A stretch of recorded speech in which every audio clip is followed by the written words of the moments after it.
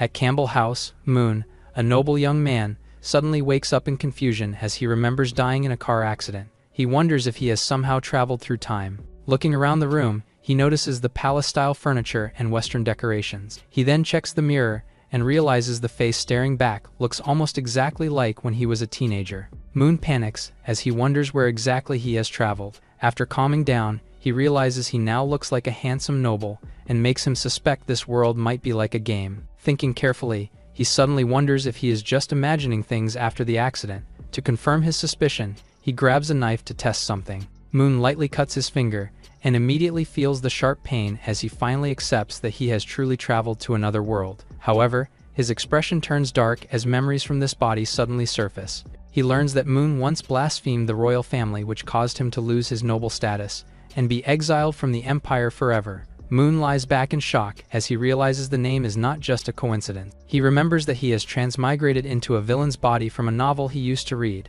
The female protagonist is the strongest noble who grows by defeating monsters and demons. Meanwhile, Moon is only a reckless villain who constantly causes trouble and gets in the protagonist's way. Realizing this means he is now that doomed villain himself as he holds his head in frustration. Moon panics as he wonders what he should do. Suddenly, a maid knocks on the door. He tells them to come in, and Anna enters while addressing him politely. She tells him the outfit for tomorrow's banquet has arrived and asks him to try it on. Anna notices something unusual, so she asks if he is injured, but Moon casually explains that he accidentally scratched his skin and asks if she has medicine or a bandage to stop the bleeding. Hearing this, Anna calmly kneels down and says she can handle it, rendering Moon speechless. She gently takes his hand and begins tending to the wound. Moon is shocked after what Anna did. She calmly explains that every drop of his blood is precious and asks him not to hurt himself so easily. He nervously says he will remember that. After finishing, Anna politely excuses herself and leaves the room.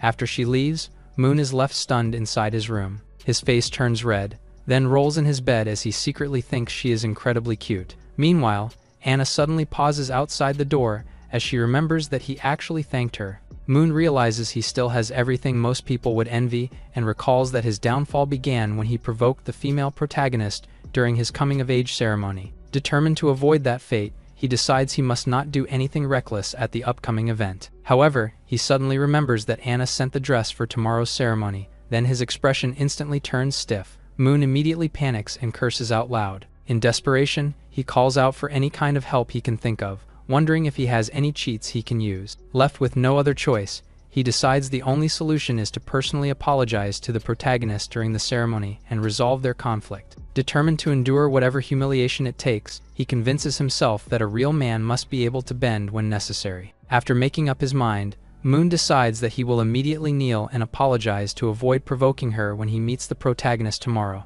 Just as he prepares himself, something suddenly hits his head and knocks him forward. Looking back in confusion, he notices a strange book lying on the bed. This excites him as the plug-in has arrived. Looking at the strange book, he excitedly celebrates that fate may not have abandoned him yet. Determined to change the original ending, he decides to use this chance to control his own destiny. However, when he opens the book, his expression quickly turns confused. To his confusion, Moon discovers the book is completely blank with no words inside. Wondering if there is a special way to activate it, he starts thinking about the world's setting. He pricks his finger and lets a drop of blood fall onto the pages. Suddenly, a strange dark energy begins to appear around it and engulfs Moon as he recoils in shock. He suddenly loses consciousness and finds himself restrained in a dark room. Moon slowly regains awareness. Then Anna suddenly appears and says she has been waiting for him for a long time. Bound in chains and surrounded by pain, he struggles to move as she calmly explains that the suffering is meant to teach him a lesson. Anna then criticizes his cruel and selfish nature, saying he brings pain to others instead of kindness. She adds that she will cleanse him again and again with her love and that they will remain together forever. Terrified, Moon struggles against the chains as she declares that not even death can separate them. He screams in panic as he suddenly wakes up in his room, realizing it was just a dream. However, the lingering pain on his body makes the experience feel far too real. Thinking back, he suspects the book might have shown him some kind of prophetic vision, so he quickly opens it again. To his surprise, a warning suddenly appears on the pages telling him not to change fate. As the dark energy fades, Moon realizes the book is warning him not to change the original fate, or it would lead to a tragic outcome. Looking out the window, He reflects that the original ending was not that terrible, since he at least survived. Then he remembers that the useless second-generation noble eventually became a beggar, but convinces himself that his situation will be different. Moon confidently reminds himself that he was once a hard-working person who survived many struggles in modern society. He convinces himself that losing noble status is not a big deal, and that he can start over in another country using his knowledge and experience. He later enjoys a luxurious meal he never had in his previous life, happily eating the delicious food. His mom, Duchess Joyce, notices his good mood and asks why he seems unusually happy today. Duke Leon, his dad, mentions that Moon must be excited about tomorrow's banquet. Moon calmly agrees, while Joyce proudly talks about how many noble girls might be charmed by him, but Moon is already engaged. She complains that Princess Celia is too cold and not worthy of their son. Hearing this, Moon simply smiles and questions who Celia is. Then he remembers that she is the Empire's beloved third princess. However, he then bluntly asks if they truly know what kind of person their son really is. He explains that in the original story, his actions would eventually cause the Campbell family to lose their status and disappear from the Empire's noble circle. Realizing the terrible future waiting for them, he quietly decides he cannot accept that ending and must find another way to deal with the coming fate. Moon realizes his exile was caused by his dad's treason during a power struggle, so he decides to remove the Campbell family from the incident. With only one day left before the coming-of-age ceremony, Moon knows he must quickly find a way to resolve the conflict with Celia. He suspects the mansion may hide something related to the plot, so he decides to sneak out later and investigate. Meanwhile, Noel, one of their maids, walks down the hallway while Moon is lost in thought, causing them to accidentally bump into each other. Noel kneels on the floor in pain after spilling the black tea prepared for their masters. Moon apologizes and explains he was lost in thought, while Noel looks up in shock. He extends his hand to help her up, but she panics immediately. Embarrassed, Noel hurriedly apologizes and tries to clean the stain from his clothes, but the mark will not go away, and she thinks she is finished. Noel panics and begs Moon not to punish her. After spilling the tea, Moon looks confused since it is only a small accident. As he supports her, he notices her body is burning hot and realizes she has a fever, so Moon tells her she must rest if she is sick, but she insists on working to prepare for tomorrow's ceremony. Anna arrives, and Moon asks her to arrange for Noel to rest. He asks for her name, and Noel finally introduces herself. However, Anna worries the ceremony tomorrow has already left them short on staff. Moon decides that any sick servants should rest and orders them to recruit temporary workers from outside the mansion. Anna obeys his orders and passes it to the head maid. As Moon walks away, Noel mentions how he previously refused to hire outsiders, but Anna tells her to just follow his orders and rest. Anna is in deep thought as Moon realizes there are subtle changes compared to the past. Meanwhile, several pieces of jewelry suddenly fall onto the floor, while Moon continues rummaging through the treasure chest and searching for the item he remembers. He recalls that the only way to deal with a magic genius like Celia is through a special potion that is expensive and illegal. He finally finds the item and remembers how difficult it was to obtain in the original story. The item turns out to be a VIP voucher for the underground black market. Later that night, Moon heads to the Chessford Chamber of Commerce and tells his attendants to wait while he goes to buy gold and silver jewelry for his parents. Moon walks through the dark streets. Following the route, he remembers he makes his way through the tunnels until he reaches a hidden door. A guard suddenly stops him and asks who is coming. Moon looks for Carrion and presents his credential. After checking it, the guard allows him to enter the Leopold underground black market. Inside, Moon sees various potion ingredients and magical synthetic beasts being sold. However, he ignores these items since they are not what he came for. Moon enters a small shop, then the masked owner greets him enthusiastically. Moon asks for a potion that is colorless and odorless and can make someone unconscious for several hours. Thinking Moon only wants to play tricks, the owner tries to recommend other shops for a fee. Moon refuses and prepares to leave, but the owner quickly admits that she actually has the potion. The owner tells Moon the potion is rare and asks him to wait while she looks for it.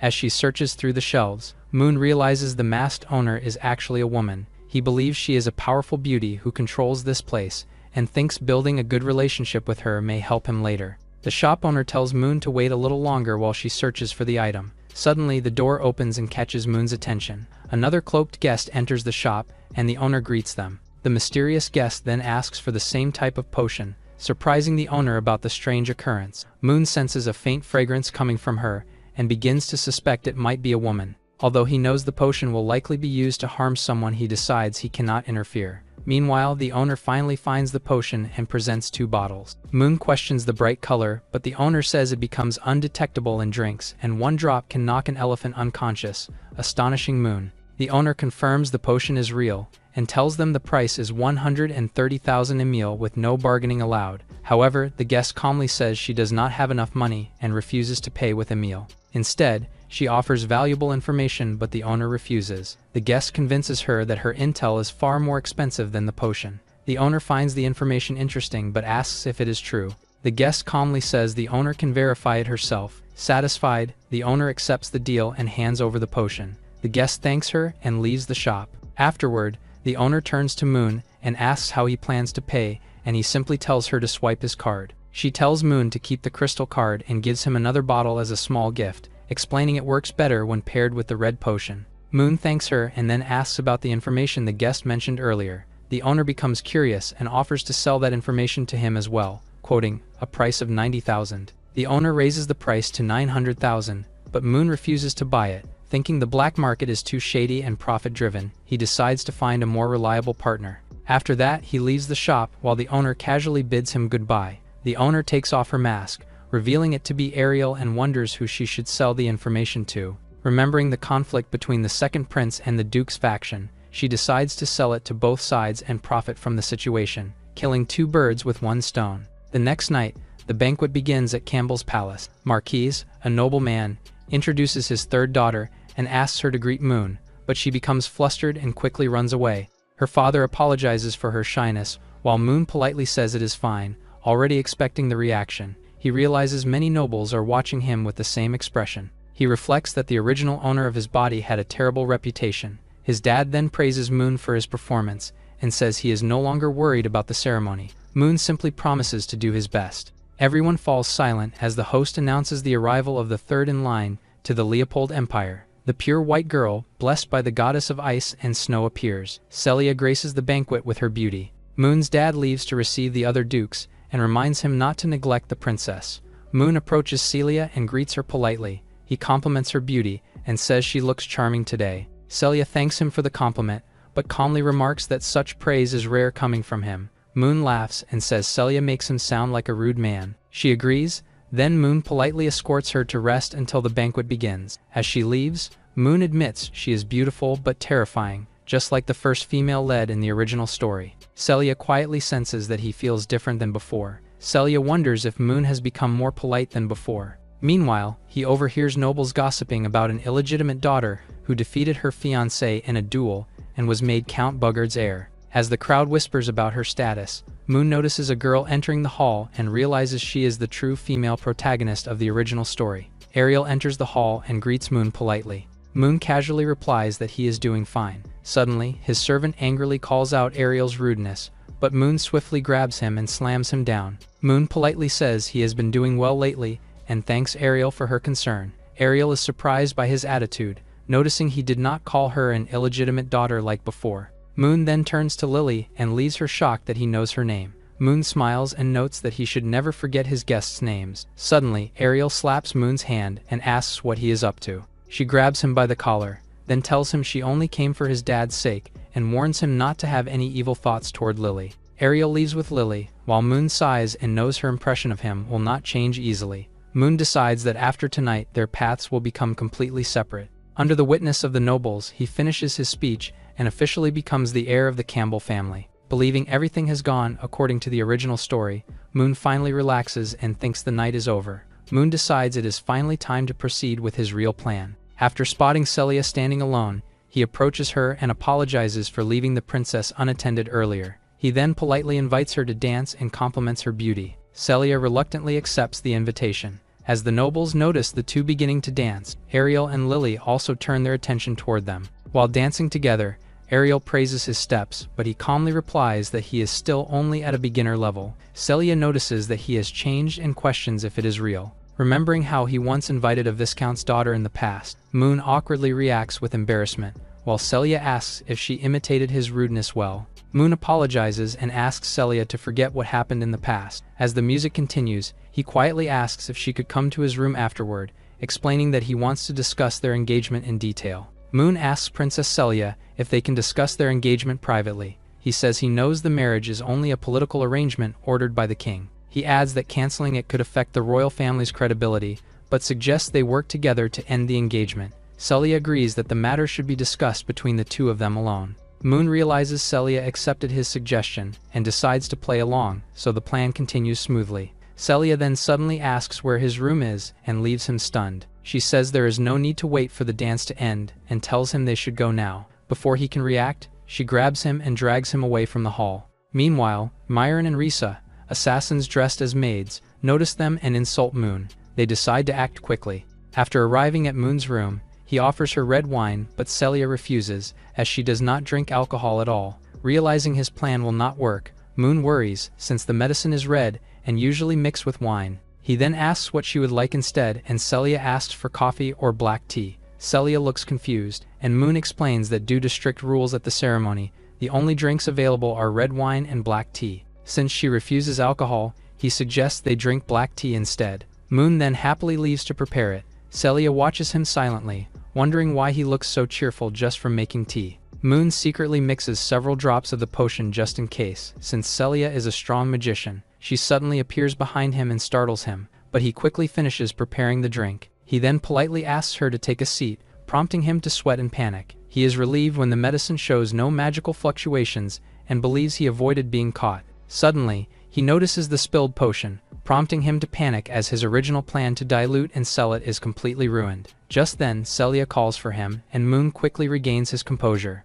Moon returns and apologizes for the wait. Celia looks at the drink, noticing that the tea is unusually red and seems to glow. Moon quickly claims it is a rare tea his family bought from the east. Celia finds him suspicious and tells Moon to drink first. Moon insists he would never tamper with the drinks, but she says it is proper etiquette for the host to drink first. Celia stops him as he takes a sip and casually switches their cups. Suddenly, she freezes instantly after drinking. Moon calls out to Celia as the drug quickly takes effect. She glares at him and accuses him, but she suddenly collapses onto the floor. Moon watches silently as she loses consciousness. Realizing the medicine worked, he notes that several drops made the effect much stronger than expected. In the original story, the female lead tries to kill him shortly after they both lose consciousness, so he quickly begins preparing the scene. He adjusts Celia's clothes slightly and messes up her appearance to make it look convincing. After struggling with his own outfit, Moon finally manages to take it off. Everything is ready, and all that remains is to wait for the main character to arrive.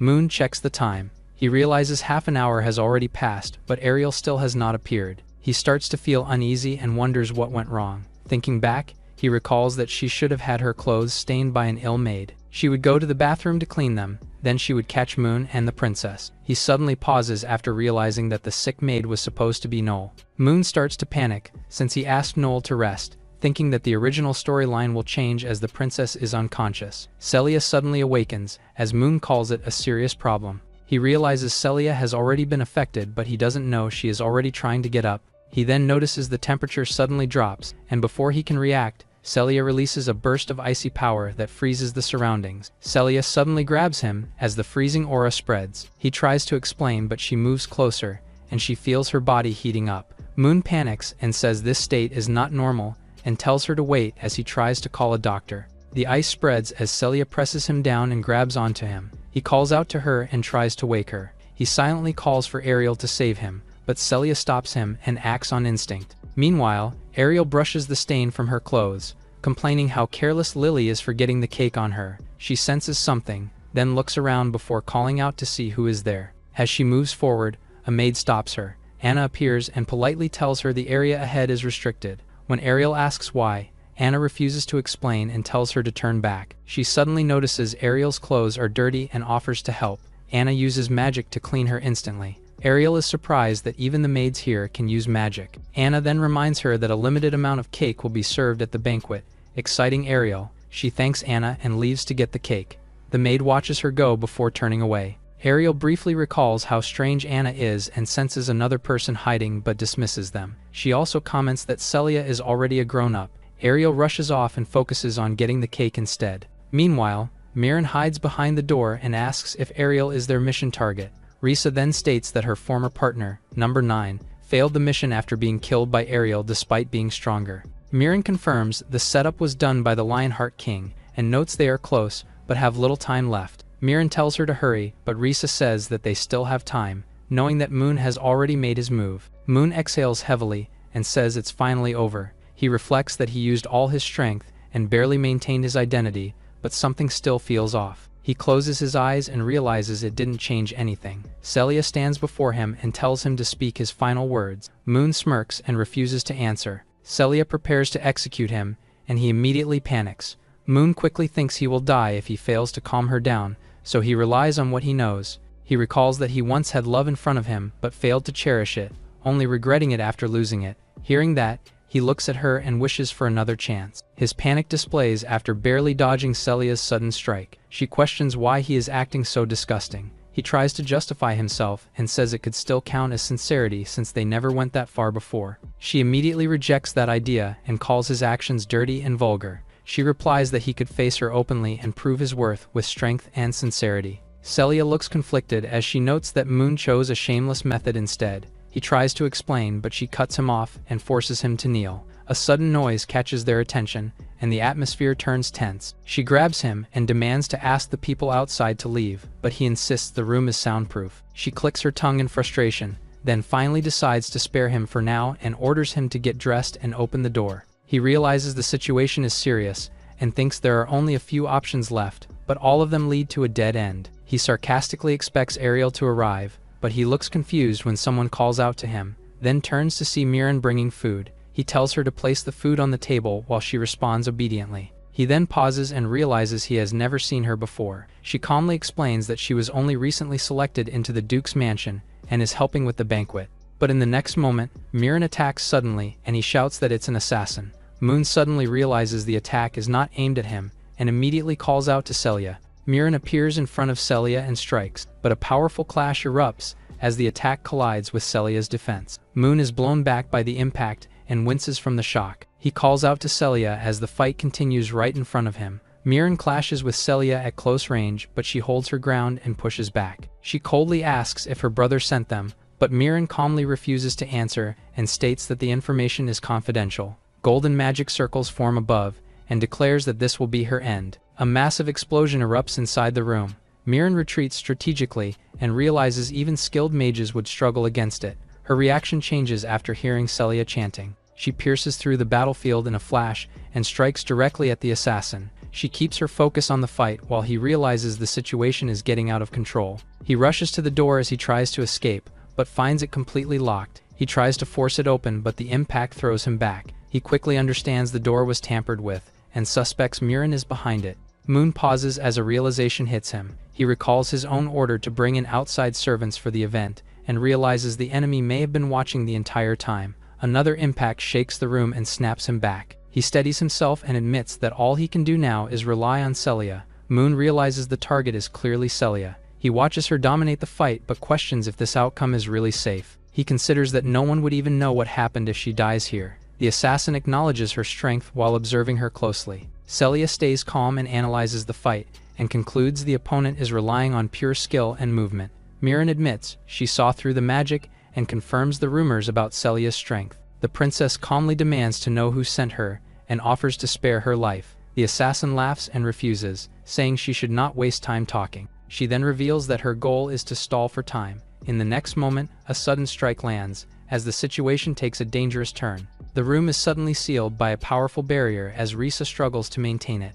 Miran calmly clears her movement. She takes out a red-filled bottle and begins a ritual. Celia immediately recognizes it as an evil ritual and prepares to stop her. Miran continues and asks for strength, while the danger rapidly escalates. Miran smirks as the ritual takes effect, releasing a wave of dark power that suppresses the surrounding elements. The force crashes into Celia and pushes her back. She steadies herself and glares forward. Miran steps out calmly from the smoke and shows no fear. She rushes in again and continues the attack while declaring that Celia will die. The princess prepares to respond, but the assassin moves faster and strikes. Miran suddenly pauses, seeing Celia steadies herself despite the damage. Miran presses the attack and declares that Celia can no longer use her ice magic. She overpowers her at close range. The impact sends the princess crashing back as the force explodes around them. She stumbles across the ground, injured and struggling to stay standing while catching her breath. Miran relaxes and says she finally feels comfortable as she turns towards Celia. She then charges in with a grin and aims for her head. A sudden strike cuts across, but before she can finish it, Moon rushes in and blocks her attack. He pulls Celia back into his arms and stops the fatal blow at the last moment, shocking the assassin. Celia looks at him in shock and asks why he did it. Moon coughs up and struggles to speak as he steadies himself. He noticed the open door earlier and realized he could still escape, but hesitated. Moon admits he cannot just stand by and watch Celia die, even with a way out in front of him. In the end, he decides he cannot abandon her. He suddenly calls out to Celia, urging her to act. Mirren mocks him and calls him useless. Her expression snaps as she shouts in defiance. Celia lunges forward as she takes the opportunity. The princess moves in a flash and sends the assassin flying across the room. She coughs as the impact lands cleanly and ends the fight. Celia lowers her weapon and calmly says it's over. Moon collapses nearby and breathes heavily as he struggles to stay conscious. She looks down at him and realizes the attacker was not the one he expected and questions why he chose to save her. She tells him that no one will know what happened if she dies, but he lies there and admits it no longer matters to him. He recalls her earlier words about facing her properly, then looks at him and waits for his answer. He weakly asks if he acted like a real man. She calmly tells him his time is running out and asks him to leave his final words as he struggles to breathe. He says there is no need to leave any last words. She freezes as he apologizes. He lies there and admits that he truly likes her. His hand drops weakly to the ground, while she lowers her gaze and questions if a life and an apology can ever make up for what he did. She glares at him, then firmly rejects his apology. A glowing force surrounds him as her command echoes that he must live and repay his sins. His consciousness drifts as pain and fatigue fade, leaving only warmth. He lies still and realizes this is what it feels like after death, accepting that the end came by his own choice. As his thoughts continue, he decides he cannot ignore the consequences anymore and chooses to face what comes next. A dark shadow suddenly appears beside him, making him pause in confusion. The energy wraps around him and pulls him into it as he reacts in shock. Strange progress screens begin to form around him while the system starts loading. The force tightens and lifts him as he struggles to understand what is happening. He then sees a book-like interface appear in front of him. He shouts in anger while holding the book. A strange creature forms from the shadow and lets out a low sound. Meanwhile, the scene shifts to a sewer. Risa runs forward and thinks she is close to escaping. Suddenly, a voice stops her in place as she senses danger behind her. A massive fiery presence appears behind her, making her realize Leon has arrived. Leon steps forward surrounded by burning energy and calmly questions her presence. He then focuses on her intent and demands an explanation for her actions. Flames intensify behind him as he stands firmly, ready to hear her answer. Moon wakes up in his room while Anna sits nearby. Still dazed, he looks at her and questions who she is. She calmly introduces herself and checks on his condition, but he refuses help and insists he is fine. A sudden pain hits him, and he clutches his chest in discomfort. He suddenly collapses, and she quickly catches him. He apologizes for feeling weak, and she reassures him as she supports his body. He looks confused by what she says, while she calmly explains that she has been taking care of him by handling his medicine and daily needs. Hearing this, he becomes surprised as she continues explaining. She calmly asks if he needs help changing, but he quickly stops Anna and asks her to help him get to the toilet instead. She accepts his request without hesitation. He looks confused for a moment as she approaches, then suddenly lifts him up to carry him. Another maid notices and reacts in surprise. Anna carries him through the hallway without stopping. Moon becomes flustered in her arms. Reaching the room, he calls out to her and asks her to step outside. She insists on staying to protect him since it was his mom's orders. Moon pushes her out, then shuts the door close. Soon after, he is back in his room as Anna helps him sit on the bed. He learns it has been 3 days since he was asleep and leaves him shocked as he questions his condition. Anna reveals that Celia called the royal physician to treat him, but the heavy blood loss left him unconscious. He looks at the mark on his chest and thinks about the princess. He asks if Celia said anything, but learns she did not leave any message, which makes him quietly relieved. Anna adds that the matter should have been reported to the king. While he reacts with concern, she explains the culprits were found and the black market behind it was eliminated. The captured assassins confessed, and the incident was traced back to the mansion, which put the Duke at risk of blame. However, the situation changed after Celia intervened, preventing punishment and resolving the issue quietly. Moon relaxes slightly after hearing this, but she suddenly leans in and questions if something unspeakable happened, making him flustered as he tries to recall what happened. He nervously tries to explain himself and insists he did nothing wrong, but she quietly stares at him without responding. She then casually changes the topic and brings his medicine, telling him to drink it while it is ready. he eventually takes it as she feeds him. Hei's face turns sour, immediately spitting it out as the bitterness overwhelms him and complains that his tongue goes numb. She calmly explains, it is a tonic meant to replenish his blood and added sugar to reduce the bitterness. Outside, the maids whisper that he is angry again. They grow uneasy and decide to report the situation just in case. Moon suddenly panics and shouts for them not to leave, insisting not to report him to his mom. He quickly grabs the bowl and drinks it in one go. The maids are startled by his sudden reaction and rush out, while he lowers the empty bowl and regains his composure. He suddenly throws up from the overwhelming taste. Anna calmly explains that drinking it too quickly causes nausea, and it should be taken little by little. He learns this is already the 4th dose and only needs 2 more to recover. He complains about how unbearably bitter it is, while losing motivation. Anna prepares tea and a small dessert, calmly telling him there is still time before dinner. He accepts the food and casually mentions rewarding her for the past few days, while she politely says she will report to his family first before leaving. She informs him about a letter from the palace and reminds him to check it later.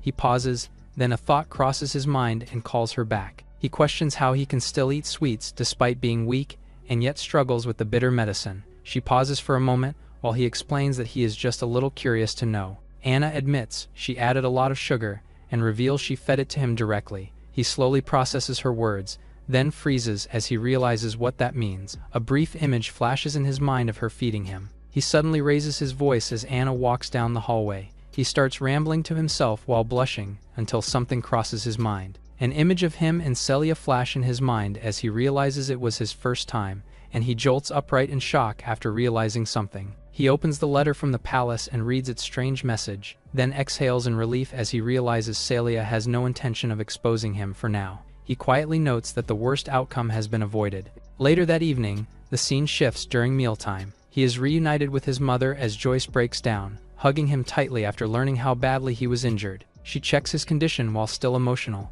and he calmly explains it is only a minor injury. His dad praises him while saying the scars are a sign of honor, and he expresses his relief. Moon turns to ask his dad what really happened this time. Leon explains there were 3 attackers, including the one defeated on the spot, and another who broke through the barrier. The captured suspects reveal they are bounty hunters from the black market who worship a figure called the King of Wither. Moon realizes this group was not in the original story, and assumes they are a minor force. The gang is a vicious criminal group who will do anything for money. Joyce confirms the organization has already been wiped out and assures him that everything has been taken care of. His mom reminds him of their family's status and vows not to let the attackers go. Moon calmly asks if they found who hired them while continuing to eat. His dad reveals the captured hunters were cursed and would die if the mastermind was exposed. Although the black market was destroyed, no evidence confirmed who was behind it, though suspicion fell on Celia's side. Hearing this, he is surprised that his dad was the one who wiped out the underground market like in the original story. He recalls a bounty was placed on the princess and the assassination succeeded,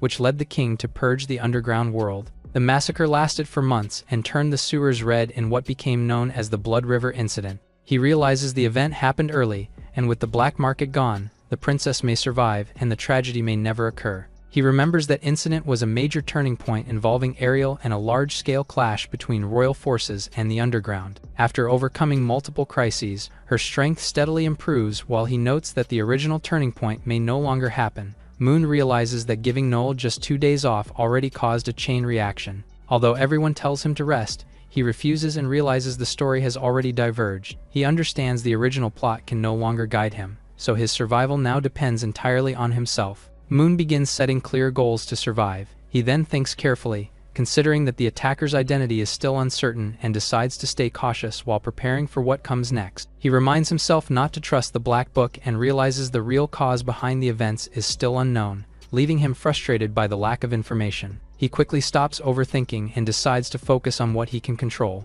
He sets getting stronger as his top priority, knowing his current abilities are far behind the main cast. He recalls that despite years of study, he only knows a basic spell, which makes his situation even worse. Moon realizes his current strength is low and far from even the higher ranks. He understands that even pushing himself won't help much, since people like Ariel and Celia are completely different. He thinks about how Celia was gifted with control over ice and snow. He then considers Ariel, who holds multiple divine blessings and overwhelming combat power. He admits that even against ordinary opponents, he still stands no chance at his current level. Moon analyzes his situation, realizing he must quickly reach a level where he can protect himself even against Ariel. He notes that although the enemies are powerful, the recent incident also awakened a new ability within him. He decides to rely on the Black Book, preparing to use it as his next move. The book crashes violently into him, triggering him to scream in pain. He scolds it and fears he might not be capable in the future. Moon steadies himself and looks at the book as it begins reacting, then notices something unusual as its pages start turning on their own. He reads the book and realizes it is recording everything that happened to him in detail. He notices strange red text appearing and begins to question what it means. Suddenly, the book reacts again, and a red force engulfs him as he struggles to resist. He complains about the lack of warning as the energy drags him into another space. Moon lands in a dark area and tries to figure out where he is. He suspects it might be a space inside the Black Book. A shadowy figure suddenly appears behind him, making him tense as he senses danger. He turns and calls out, trying to identify who is there. Before he can react, Mirren uses a shadow step and strikes him with a fast attack. Moon pauses in shock while she stands before him. He wakes up in a panic and struggles to understand what just happened. Moon realizes the assassin from before somehow appeared inside the Black Book. He steadies himself as the book reacts and begins to respond to his thoughts. A status screen appears showing his abilities and skill proficiency levels. He smiles as he understands this is the true power of the Black Book. He smirks and decides to test it again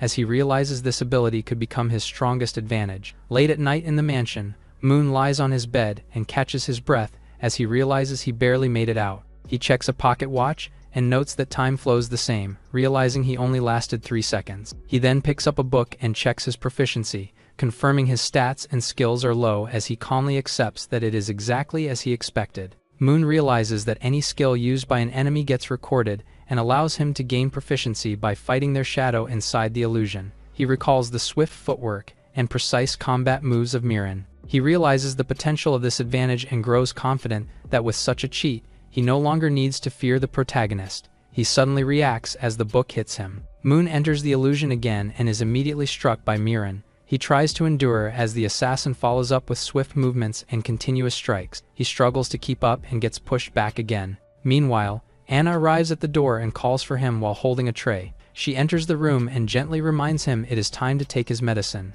but she sees him already asleep under the blanket. She pauses and notices he still sleeps the same way as when he was younger, then smiles softly at the sight. She carefully places the medicine on the table and leaves the room. Moon suddenly jolts awake in bed, gasping as he returns from the illusion. He clutches himself in pain and realizes he was hit with a low attack. Frustration shows on his face as he admits Mirren is far stronger and fights without holding back. Even so, he quickly dives back and is determined to land a hit on her no matter what. As morning arrives, Moon lies on the bed and notes that he finally managed to last 30 seconds against Mirren after 185th time. He suddenly tenses up as the accumulated damage hits his body all at once, forcing him to endure the pain. He coughs and struggles to breathe before rolling off the bed and hitting the floor. He lies there catching his breath as the pain slowly fades, then opens his eyes and realizes he has finally recovered. He reflects that although he does not truly die inside the illusion, the pain from each death feels real. After nearly 200 attempts, it was enough to almost break him. Now, he steadies himself as a new sense of resolve forms. Moon decides to check the results and opens the book, only to be surprised by the updated stats showing slight improvements in his combat skills and shadow technique. He realizes he is still far from Mirren's level but accepts that it is a good start and that things will get easier from here. He moves his body to test it out, then activates his skill and disappears into motion using Shadow Step. He dashes forward and wonders if it worked, then clenches his fist in excitement as he confirms it did. Suddenly, pain shoots through his foot and he winces as the strain hits him hard. He collapses while clutching his leg, realizing the technique puts too much pressure on his body. He quickly accepts that it is not meant for someone at his tier yet.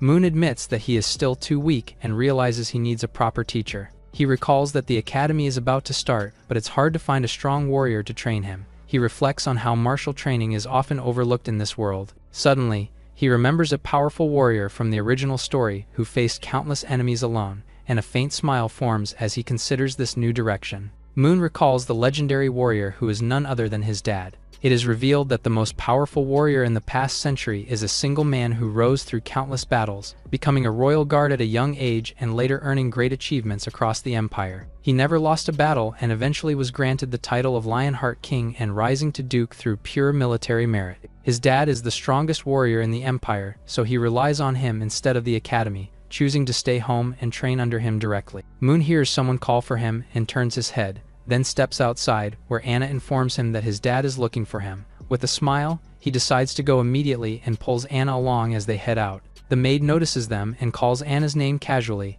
but she corrects herself and addresses Anna as the head maid. Moon notices Anna's new position and asks about it, and she confirms she has been promoted to head maid after the former one stepped down. He recalls how the previous head maid had been with his dad for a long time and was more like family, which makes him feel responsible for what happened. Anna calmly reassures him and explains that she is still part of the household. Just then, Moon reunites with his mom and hugs him tightly. She expresses her relief that he has recovered. She then guides his hand to her stomach and asks him to feel it. As he reacts, she reveals that he will soon have a younger sibling, which surprises him. His father calmly confirms it and shows no preference, while she happily adds that he will love them no matter what. His dad asks him to sit as she has something important to say. The scene shifts to the garden where his dad is present, and Moon reacts in shock upon hearing that he will be returning to the front lines. His dad calmly explains that he will leave soon, while his mom and the maids will return to their territory. Before leaving, he entrusts Faye, the former head maid, with taking care of her.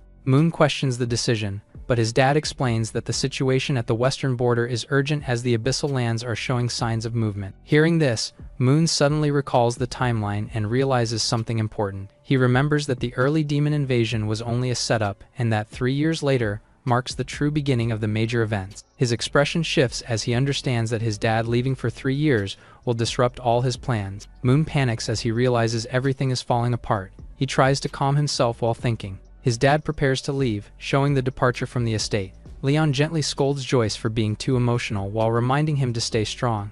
Then he calls out to Moon and draws his attention back. His dad praises him for his courage and reminds him of their duty as part of the family, then shows him the family crest and explains its meaning as the Empire's blade against its enemies. Moon will stand on his own battlefield one day and choose his own path while assuring him that everything he needs has already been prepared. Moon listens quietly as he takes in his words. Suddenly, his dad's tone shifts and asks him what he thinks of Anna. Moon looks at Anna and admits she is kind, then awkwardly answers when asked if he likes her. His dad then pushes the idea further, pointing out her good background and urging him to act quickly if he is interested. Moon is caught off guard and questions if he is being told to be with her, but his thoughts shift as he remembers his engagement to Celia. His father dismisses the concern and explains that the engagement was only political. He then states his true intention clearly, saying he wants to see a grandchild within 3 years. As Moon and Anna watch the carriage leaves, she asks if he needs her after hearing her name mentioned earlier, but he smiles with embarrassment,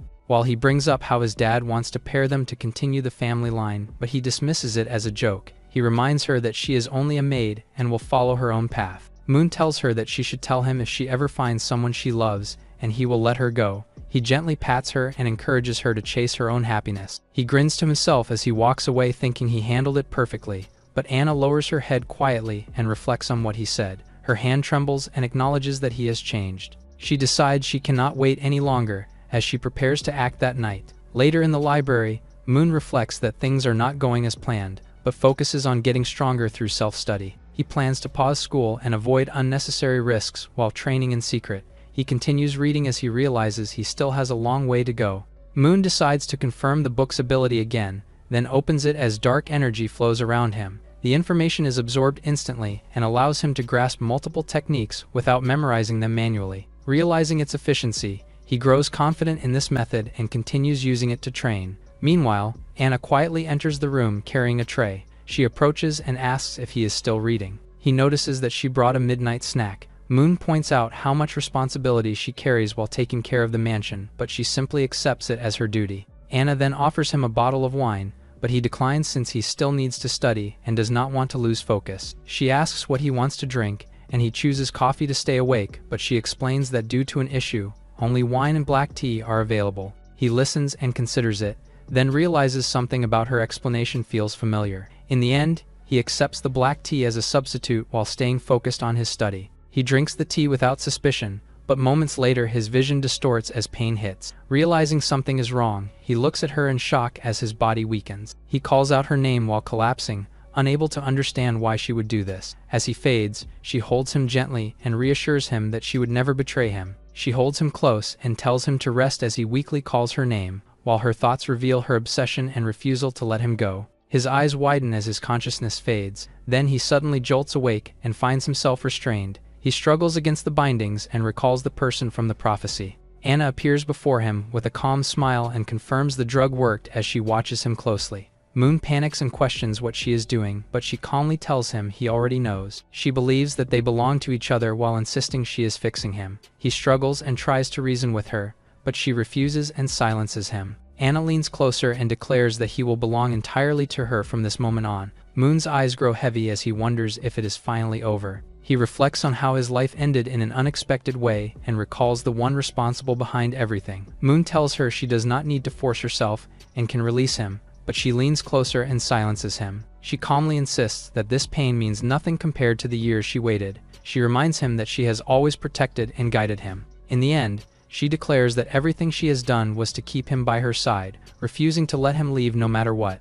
Moon reflects on how everything led to this point and realizes that despite avoiding past dangers, he is still destined to die at her hands. He clenches his fist and tries to find a way out. As he struggles, she notices the movement and questions him, while he quickly hides his intent. Anna says she still needs to manage the manner to avoid suspicion. She adds that since he now belongs to her, the others are no longer necessary. He reacts in shock and quickly tells her to stop. She pauses and turns back to him. She then asks if there is another maid in the manor that he likes, such as Noel, but he insists that there is none. Moon hesitates while watching her, but she suddenly laughs and says she was only joking. She assures him that as long as he behaves, she will not harm anyone in the manor. Taking the chance, he asks her to unlock the restraints first. She agrees and begins removing the shackles, but warns him not to try anything as she keeps a close eye on him. Anna explains that the room is a sealed space she built in secret, with a special lock and a single key. She assures him no one will suspect anything since she already arranged a cover story,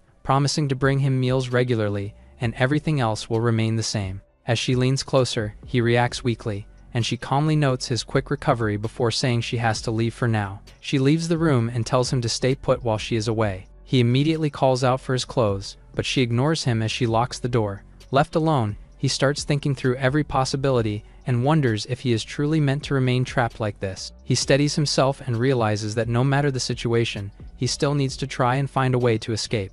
Moon immediately tries to break free and slams his body against the door. However, the force rebounds and throws him back. He realizes the shackles are far stronger than expected and quickly understands the room is reinforced with solid steel. He lies still until the black energy roams in the ceiling. He notices the black book reacts and realizes its power can affect even solid metal, confirming it is far beyond normal magic. Thinking quickly, he calms himself and decides to use the training space again instead of panicking. As he prepares, he recalls something from what he read before and starts flipping through the pages.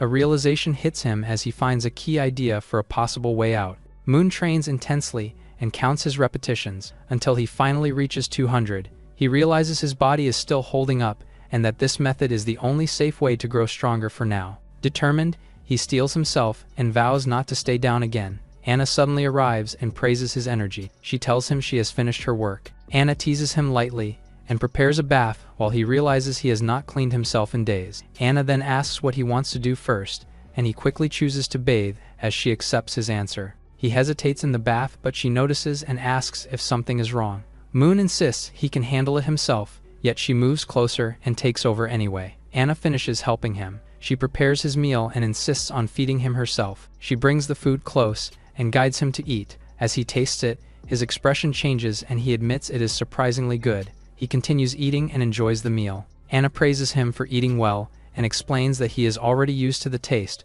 while he grows curious about what kind of meat it is. She calmly reveals its origin, leaving him stunned as he repeats it in disbelief. She then casually explains more about the creature it came from, while he freezes in shock at the realization. He immediately spits it out in shock as she calmly explains she has been feeding him similar meals for a long time. He reacts in disbelief and struggles to accept it while she continues speaking as if it is normal. Unable to hold back anymore, he bursts out in frustration and protests about being trapped and forced to eat this kind of food. He points at her and demands to be released, Unable to endure the situation any longer, Moon prepares to act but suddenly weakens again. Anna holds him and explains she understands his anger but refuses to let him go no matter what. She gently tells him to rest and leave everything to her. While the night stretches on outside, Moon lies back on his bed, exhausted. Anna notices he is awake, then calmly adjusts herself while speaking. She admits she pushed him too far before and says she will ease up this time. She checks on him and asks if he feels any discomfort, but he responds coldly. She then asks if he is still angry. After seeing his reaction, she offers him a small request as a reward for behaving. He immediately demands freedom, but she rejects it without hesitation. He tries to settle for something smaller, yet she refuses again. Anna is prepared to give him the freedom to choose what to eat instead. Choosing what to eat is a small request, but Moon accepts it as his only option. He sits up and thinks about it, then mentions autumn is coming while recalling peaceful memories from before and eating a seasonal fish. Anna considers it and realizes the place he mentioned is far away, but Moon snaps back. He compares his past freedom to his current imprisonment and calls his situation miserable. He covers himself and complains that even simple things like eating fresh fish are now impossible. Anna quietly acknowledges his feelings. Moon suddenly reacts in surprise as she agrees, and she promises to bring him fresh fish from the lake. He praises her reliability, making her blush as he expects her to deliver. He suddenly freezes as she moves closer,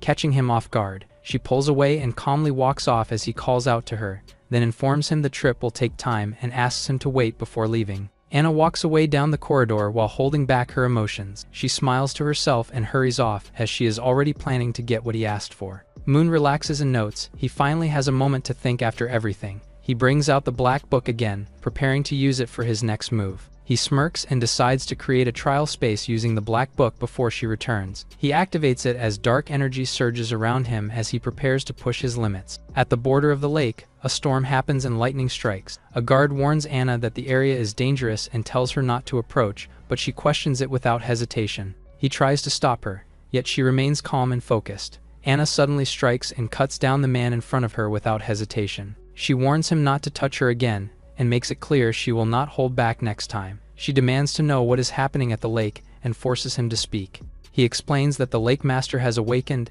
and that the area is already under investigation and sealed by adventurers. The man demands payment for his medical bills before he asks her to leave. Anna drops a bag of coins, while the man questions her decision and warns her about the danger ahead. Anna calmly confirms she will keep going, explaining that it is because of love. Meanwhile, Erica, a healer, quietly resolves that she cannot let anyone take her companion away. She decides to confess after everything is over. She snaps back to focus when someone calls her out. Rod, a warrior, urges for immediate healing while holding the line, and she quickly responds and begins casting as green energy gathers around her. Tia, a magician, warns them that the monster is coming. A massive explosion erupts from the water, while the lake's master finally reveals itself. The monster surges forward as the group braces in shock. Rod steps in and raises his guard while activating a defensive skill. A burst of power collides with the incoming attack and holds it back. He shouts for magic support, while Erica quickly prepares to cast.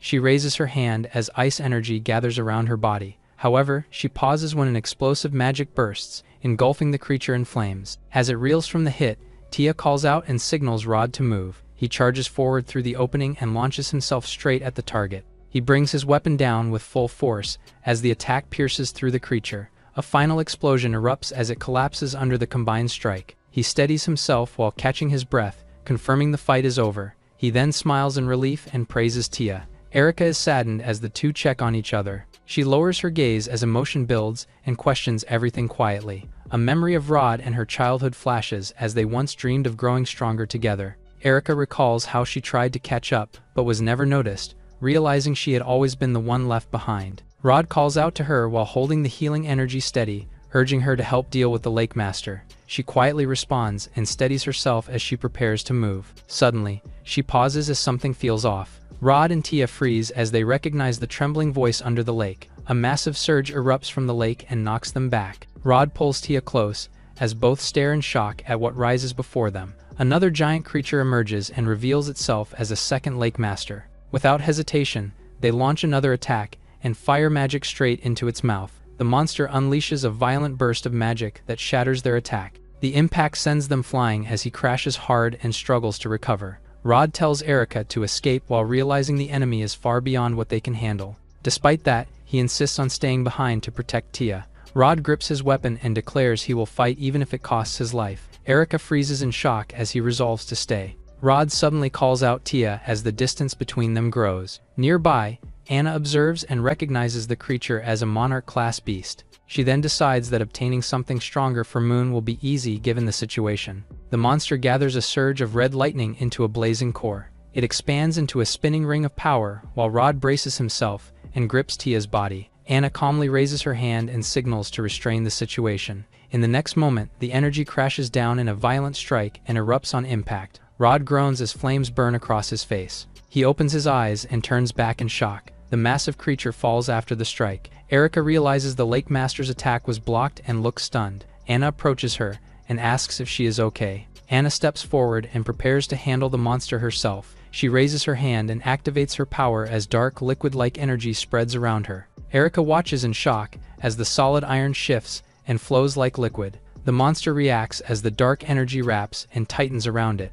Anna then walks forward steadily as the creature is restrained under her control. Dark energy surges forward as Anna declares the monster's fate. She moves instantly and releases a sharp crimson slash that cuts through the monster. The attack lands in one clean strike, and the creature is split apart. Rod watches in shock as the monarch-class beast is taken down in an instant.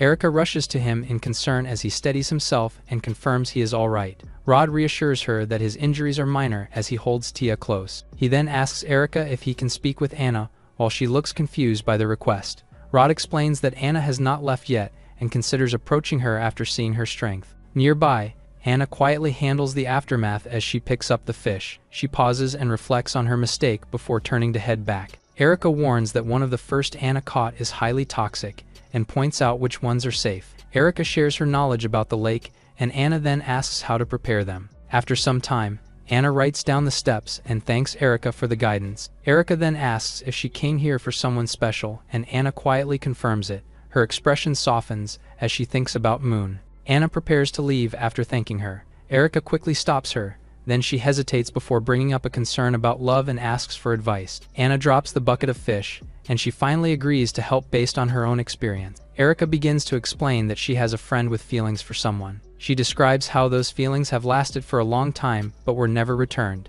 Anna listens and calmly points out the situation as a love triangle. She adds that her friend has started to lose confidence and thinks about giving up. Anna looks at her and asks directly how much she truly loves him. Erica quickly denies it is about her but then admits her true feelings. She confesses that she has loved him for many years and cannot hide it anymore. Anna asks if she would go as far as risking her life for him, and she answers without hesitation. Anna calmly tells her that she already has her answer. She then adds that if her feelings are truly that deep, there is no need to keep questioning it. Anna tells her to follow what her heart truly wants, and to give everything for the one she loves. Erica watches Anna leave as her words echo in her mind. She repeats them to herself while her expression grows serious. A strange red energy begins to form around her as something within her reacts. She suddenly collapses as the power surges. In the distance, Rod and Tia notice and call out to her in alarm. A dark voice begins to whisper and feeds into her thoughts. Her expression changes as anger and jealousy take over while the energy burns around her. The voice continues to guide her and pushes her to follow her deepest desires. She stands up as the power spreads across her body and takes control. The voice offers her strength and fills her with overwhelming energy. Rod checks on Erica after seeing her collapse. She quickly reassures him and brushes it off as exhaustion. Rod reflects on the situation and realizes how much Anna helped them. Tia suddenly notices something strange, and they both look at Erica as a red glow begins to form on her chest. Erica explains it is just a burn from the earlier attack. Rod lifts Tia without hesitation and carries her despite her protests. She tries to push him away but he refuses and keeps moving forward. Behind them, Erica's eyes begin to glow red as the dark energy resurfaces. The next day at the mansion, Moon rests in bed while the room stays quiet. Anna enters and calmly announces her return. He immediately wakes and rushes toward her with excitement. She stops him and explains he has only been away briefly while scolding his reaction. Anna apologizes for the delay and explains she hurried back to bring the fish. She presents the dish she prepared and places it in front of him. He reacts with excitement as the smell catches his attention. He chooses the steamed one first and takes a bite without hesitation. Anna watches him calmly as he eats and waits for his reaction. He takes another bite and enjoys the taste as his expression brightens. He praises the food and offers some to her while continuing to eat. She calmly reminds him to be careful as the fish contains many small bones. Moments later, he suddenly pauses and clutches his throat as something gets stuck. Anna suddenly leans in and says she will help him remove it herself. He is caught off guard and tries to stop her as she calmly explains her method. She moves closer without hesitation while he panics and protests. Before he can react, she pushes him down and proceeds to help him directly as he struggles in surprise. After a moment, she pulls back and calmly states that it is already taken care of. He lies there and decides to continue eating more carefully on his own. Anna watches him quietly with a faint smile. After he is done, he lies back while Anna proposes an activity to him. He clarifies what she meant until she brings up about the air that his dad mentioned before. He suddenly stops her and insists it is not the right time. She looks confused and asks for the reason. He explains that they are both tired and not in good condition. After everything that happened, she pauses and then understands his concern. After thinking it through, she agrees to wait and suggests continuing later instead. Instead, she reports that on her way back she passed through a well-known city famous for its craftsmanship. She then reveals she bought something specifically for him. As she mentions the material and design, he imagines the outfit and reveals it is a black silk costume. He freezes for a moment, then he quickly denies any interest and tries to brush it off. She calmly points out that he already showed interest in similar things before and reminds him of what he keeps hidden. She adds that she has been wearing black stockings because of him. He is left speechless as he processes her words. After a brief pause, Moon ends up agreeing instead. Anna smiles with satisfaction as she watches his reaction. She tells him she will take care of her duties and leaves the room for the night, while Moon watches her go. After she leaves, his expression changes as he starts thinking carefully. He recalls what he has prepared and notes that everything is finally in place. He checks the timing and realizes he still has enough time before she returns. He then quietly goes to the door. Moon reaches the door and begins unlocking it with a tool. He activates his skill and focuses as the mechanism starts responding. The lock reveals a complex structure as multiple pins align. The strain suddenly hits him and forces him back as he realizes how difficult it is. Moon stares at the lock in shock as he understands just how many layers it has. He studies the mechanism and carefully recalls how the lock works. He realizes each pin must be aligned perfectly or everything resets. He also understands the tool he is using is fragile and could break if he makes a mistake. He tightens his focus as he prepares for another attempt. He knows this is his only chance and cannot afford to fail. He tries again and carefully adjusts each pin. Sweat builds as he keeps repeating the process. Moon pushes through and manages to align most of them, but the pressure overwhelms him. Moon can't help but praise the person responsible for the lock. He steadies himself and checks the time as the pressure builds. He realizes he has only one chance left with the final piece in his hand. After recalling what he learned, he regains his focus and prepares for one last attempt. With determination, he activates his skill again and pushes his power to the limit.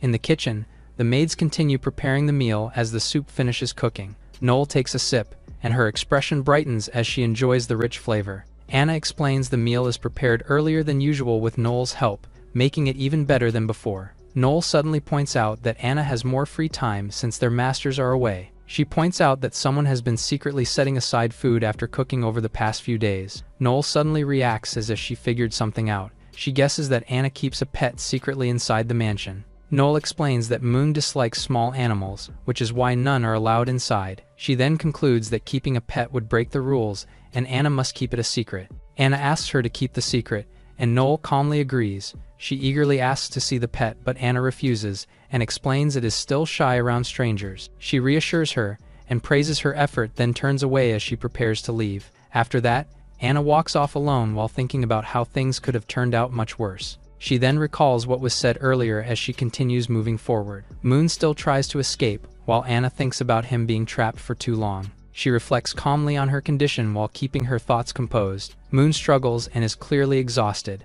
Anna considers that getting a small animal might help ease his loneliness. She then smiles to herself and decides it would be better to ask him directly. Anna suddenly pauses in shock. She steps forward slowly after seeing the door open. At the same time, Moon finally escapes into the sewer and stumbles forward while following the direction of the wind. He suddenly hits something and reacts in pain as the path ahead is blocked by debris. He looks ahead and realizes he cannot move forward because the passage is completely clogged. Moon recalls the memories and realizes he is already far enough from the cell to be safe. He then forms a glowing light in his hand. He tests it and confirms it can help him navigate and escape faster. Suddenly, a knife strikes from the side and catches him off guard, freezing him in shock. Anna steps into the sewer as dark energy spreads around her. She then appears before him with a cold expression and declares that she has finally found him. Anna rushes forward through the water as dark energy surrounds her. Moon turns in shock as he recognizes her and freezes for a moment. He quickly moves back while thinking about how he just escaped. He grits his teeth and prepares himself as he refuses to give up. Moon uses Shadow Step without hesitation. Anna calmly tells him to stop, while she throws sharp projectiles at high speed toward him. They strike around him in rapid succession, forcing him to dodge while he cries out. Anna watches without emotion as the attack continues. The impact sends debris flying as the force crashes down and overwhelms the area. Anna dashes forward through the debris as broken wood and dust scatter around her. Her steps land sharply as she chases ahead at full speed. The ruined path stretches forward while she continues tracking him. Anna narrows her eyes and questions how he can move that fast. She stops at the door and realizes her seal failed as he still managed to escape. Anna admits she underestimated him but declares he still cannot escape her. She steps closer and gives him a chance to surrender and return. She suddenly unleashes a sharp attack that cuts through the space toward him. Moon freezes in shock as the strike misses. His expression breaks as he starts thinking about giving up and accepting his situation. Anna senses the air and realizes there is no trace of him. She immediately rushes through the tunnel to continue the chase. Time passes as the empty passage remains silent. Moon steadies his breath and realizes she has moved far away. She reaches for the door carefully as a sudden realization flashes across Moon's face. Her eyes sharpen as she looks through a cracked door. Then she releases a wave of dark energy. Her steps echo as the energy settles around her. Anna admits her assumption was wrong and that he has already escaped far away. She turns and moves forward to find him as quickly as possible. Moon thinks it would be dangerous if the others find out while trying to calm himself. A sudden noise startles him as the book slams his head. He flinches and stumbles forward in panic. He realizes she has doubled back and nearly caught him off guard. Moon steadies himself and decides he has no choice but to take a risky move. He bursts forward with force and crashes through the barrier. He pushes against the door and forces it open. He steps outside and feels the rain as he finally clears the exit. Moon looks up in disbelief as he realizes he is free. He spreads his arms under the rain and celebrates. Moon covers his mouth and realizes how close he came to being caught. He realizes there is no time to celebrate as he starts running through the rain. 2 days later on the plains, Moon lies on the grass after escaping the capital's reach. He relaxes under the sun as fatigue sets in and considers getting some sleep, but he decides not to lower his guard yet. He then thinks about his options and concludes, the academy is the closer path to fully escape. Moon walks along the river, with his mind clearer and decides to move without stopping. Suddenly, voices call out, and he turns to see 3 men blocking an adventurer's path. The bandits mock and demand that the person hands over everything she has. The adventurer turns out to be Erica and warns them about the consequences of robbing her. The bandit leader mocks her and points out they cannot sense any combat aura. Erica questions their actions and warns that a passing hero might stop them. They burst into laughter and dismiss the idea. The leader steps forward and proudly calls themselves professional bandits. The others spread out and signal they already have a plan and a clear escape route.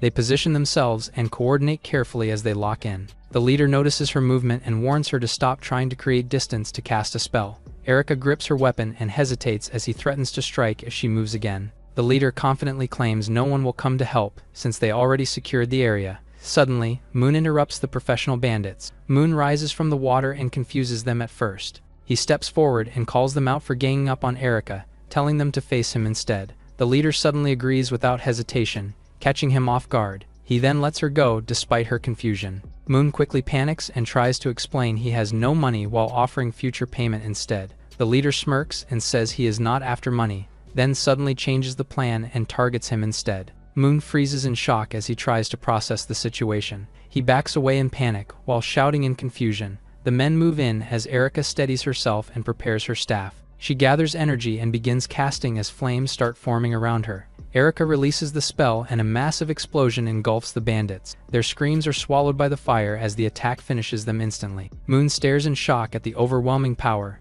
Erica lowers her staff and calmly says the threat has been handled. She thanks him for drawing their attention while she prepared the attack. Erica looks at him with confusion and calls out his behavior, but he tries to explain himself. He then introduces himself and reaches out politely. She introduces herself and says she used to be an adventurer and shyly reveals she just got married. He congratulates her sincerely and she thanks him until Moon's stomach growls suddenly. Erica asks if he is hungry, and he admits he has not eaten for 2 days. She invites him to come with her. Erica explains she bought groceries to thank him and offers him clothes, so he does not stay exposed. He reacts with excitement while she calmly downplays it as something simple. As they walk together, he praises her warmly and she lightly accepts it while telling him he can praise her more. Moon asks why she came to such a dangerous place so soon after getting married. Erica explains she went to town to handle matters related to her husband's work and bought groceries on the way. He assumes her husband is also an adventurer, and she confirms it while saying they are temporarily stepping away and must report back to the guild. She then asks if he wants fish for dinner, and he excitedly agrees. A sudden voice echoes in his mind. This makes him pause in confusion, and she asks if something is wrong, but he says it is nothing and blames it on hunger. They finally arrive toward a quiet place at sunset where Erica stays. He comments on the size of the house, but she explains it belongs to the village chief and they are only staying there. As they walk inside, he says he has something to ask. He notices how quiet the village is and that no one is around. He also points out that the doors are left open and questions if that is safe. She calmly explains that everyone is busy, then asks if he knows about Lake Baipur, and he quickly says he does. She explains the village depends on the nearby lake for fishing since the land cannot support farming. She adds that her husband handles protection and transport while she stays behind to watch over the village. He listens and realizes why the place felt empty on the way. For a moment, a strange unease crosses his mind. She then invites him inside and he follows her in. Moon feels a strange unease, but he questions if it is just his imagination.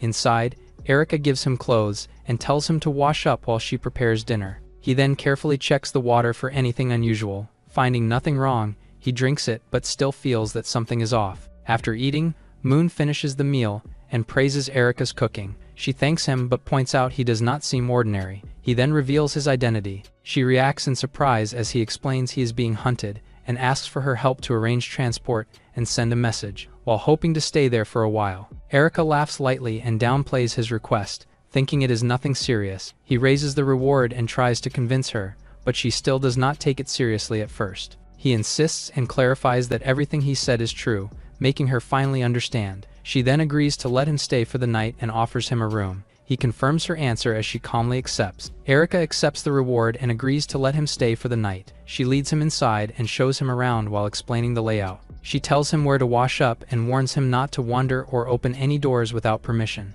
She specifically points out a door at the back and tells him not to open it. She explains it is used for storing prepared meat and that opening it would spread a strong smell. He agrees to follow her instructions, and she leaves him to rest. Moon thanks her and says good night as he leaves things to her. She responds calmly and watches him go. Once he is out of sight, her expression turns cold as she reveals he will not live to see tomorrow. A strange mark glows on her body as her intent becomes clear. She chooses Moon to be the last offering for the god of love. She activates the mark and declares she has chosen him as her target.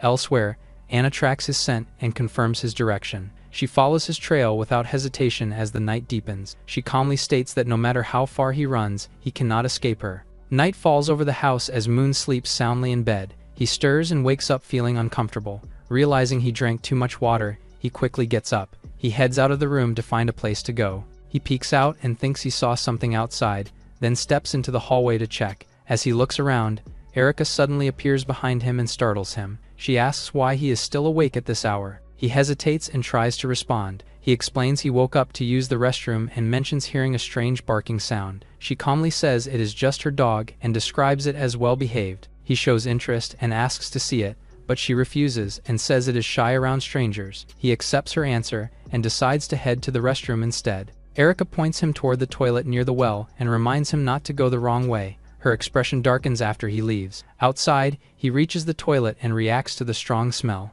As he looks around, his expression shifts as he begins to sense something unusual again. Moon walks outside and follows the sound, realizing it is not normal barking. He notices a crack and decides to take a quick look inside. Peeking through, he sees Rod chained up and being kept like an animal. Rod struggles weakly as Erica tells him to stay quiet and wait. Realizing the truth, Moon is left in shock at what he just discovered. A sudden noise alerts her, and she immediately turns toward the source. Erica calls out while tightening her grip and stepping outside to check. She looks around carefully but finds no one there. After a brief pause, she narrows her eyes as suspicion lingers.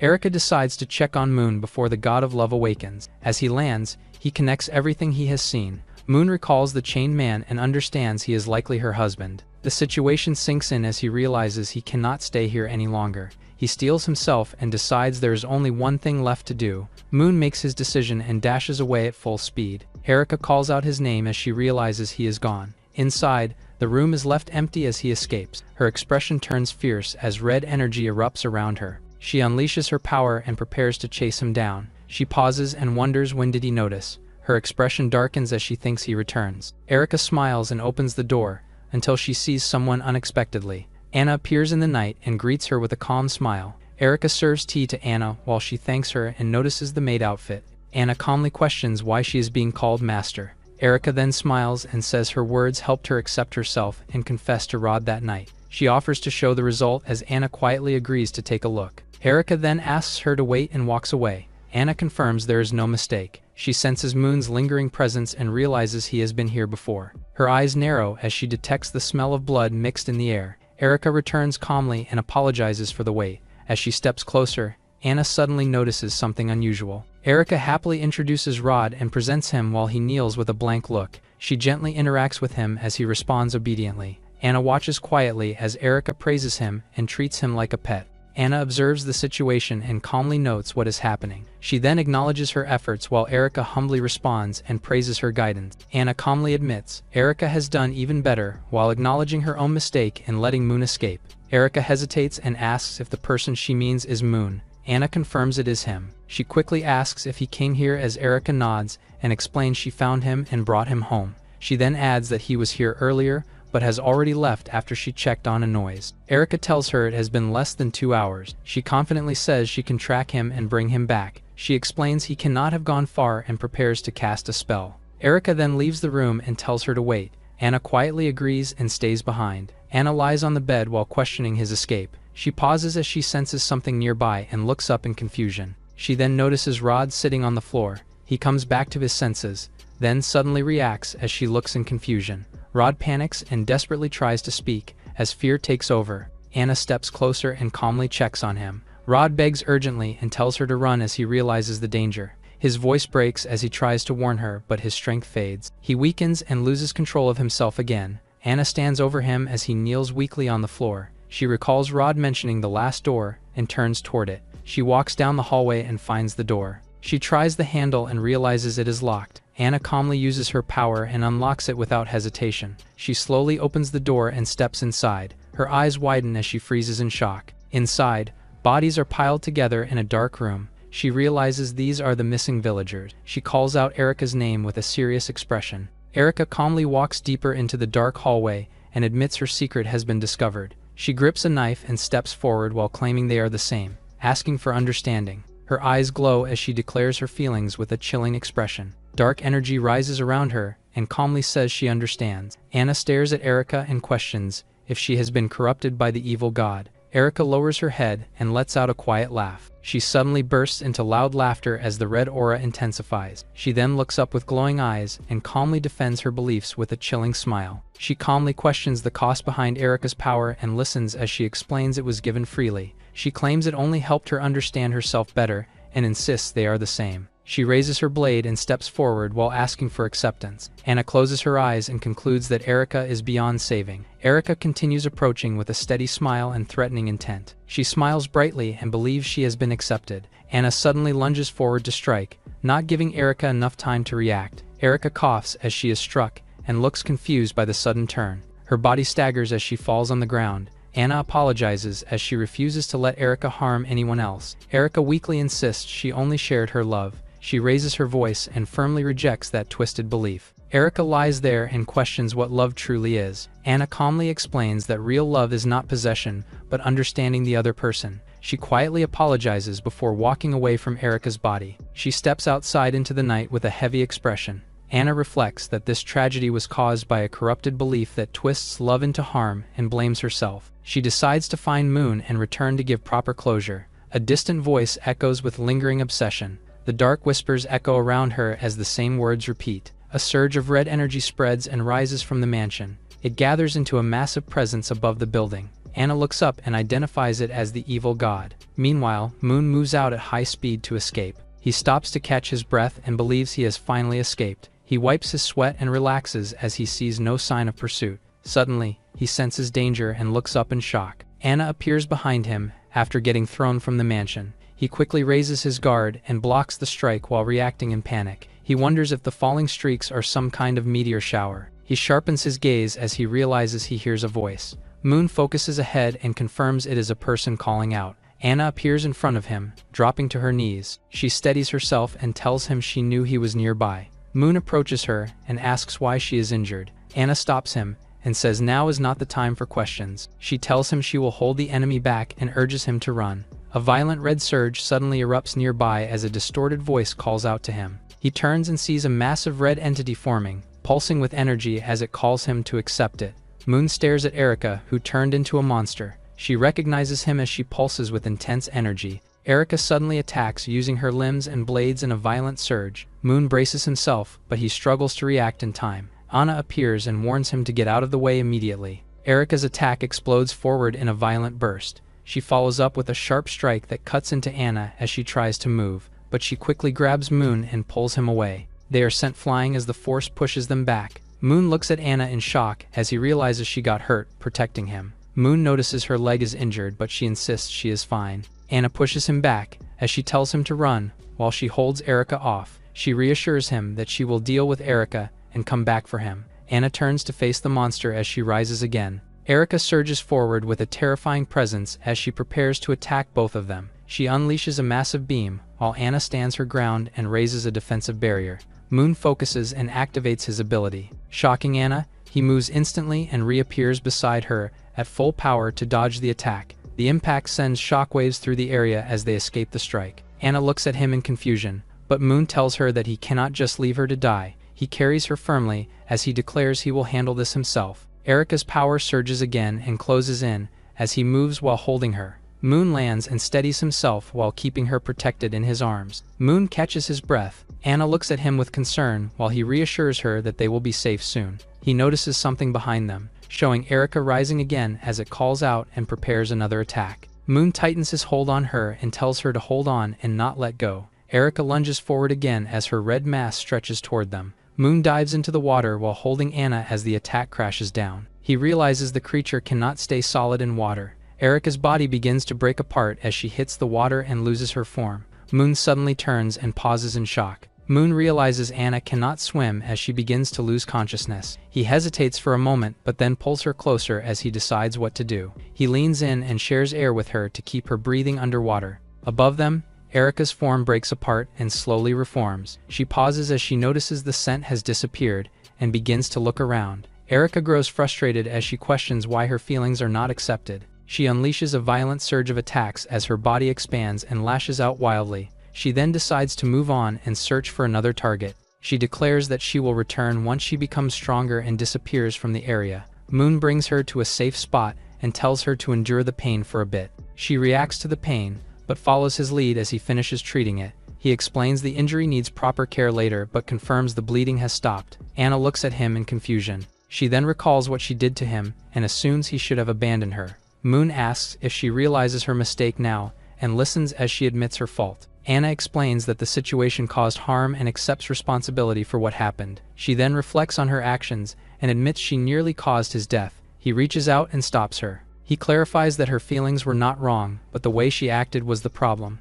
Moon tells her she cannot act that way anymore, as he confirms he is fine. Anna looks at him quietly as she listens to his words. He then closes his eyes and feels proud about himself. Anna suddenly reacts and leans into him as she tightly. Moon is caught off guard as she clings to him and refuses to let go. Anna admits her mistake as she reflects on her actions. She composes herself and prepares to move. She confirms her strength has returned and stands up with renewed focus. Anna suddenly feels the pain which worries him instantly. Moon warns him not to push herself since she is still weak. He confirms there is no movement as the area becomes quiet. Moon recalls what she said about Erica being a cultist. Anna explains that it is not just a cultist but something far more dangerous. He reflects on the fight and realizes her strength is still increasing. Moon understands the threat and begins to consider what this means moving forward. Moon recalls what Erica said about a sacrifice and realizes something is wrong. He explains that the destruction was likely part of a ritual to summon an evil god. He recalls that there was one more person needed for the sacrifice. Anna quickly realizes the implication and says the conditions may already be complete.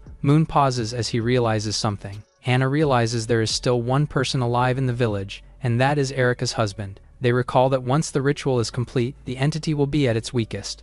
Anna accepts responsibility for what happened and resolves to face it. He insists on going with her, but she refuses. The two argue, while Moon tells her that he owes Erika a favor. He recalls her kindness, which makes him feel responsible. Moon decides to face it himself and says he will not accept any objections. Anna argues back and explains she cannot fully use her strength here and cannot guarantee his safety. Anna holds on to him and begs him not to go as she blames herself for everything. He questions her about her abilities and considers the situation. He then turns and calls out as he notices a coin nearby. Moon moves toward the source while Anna follows behind him in concern. Moon casts a light spell as the cave brightens around them. They discover a hidden area and realize there was a path forward all along. He examines the surroundings and finds signs that this place was once used by others. He takes a weapon and checks its condition as he prepares himself. He then looks at Anna and asks if she is ready. Anna declares she is ready, as wings manifest behind her. The two prepare as they plan to give Erika redemption.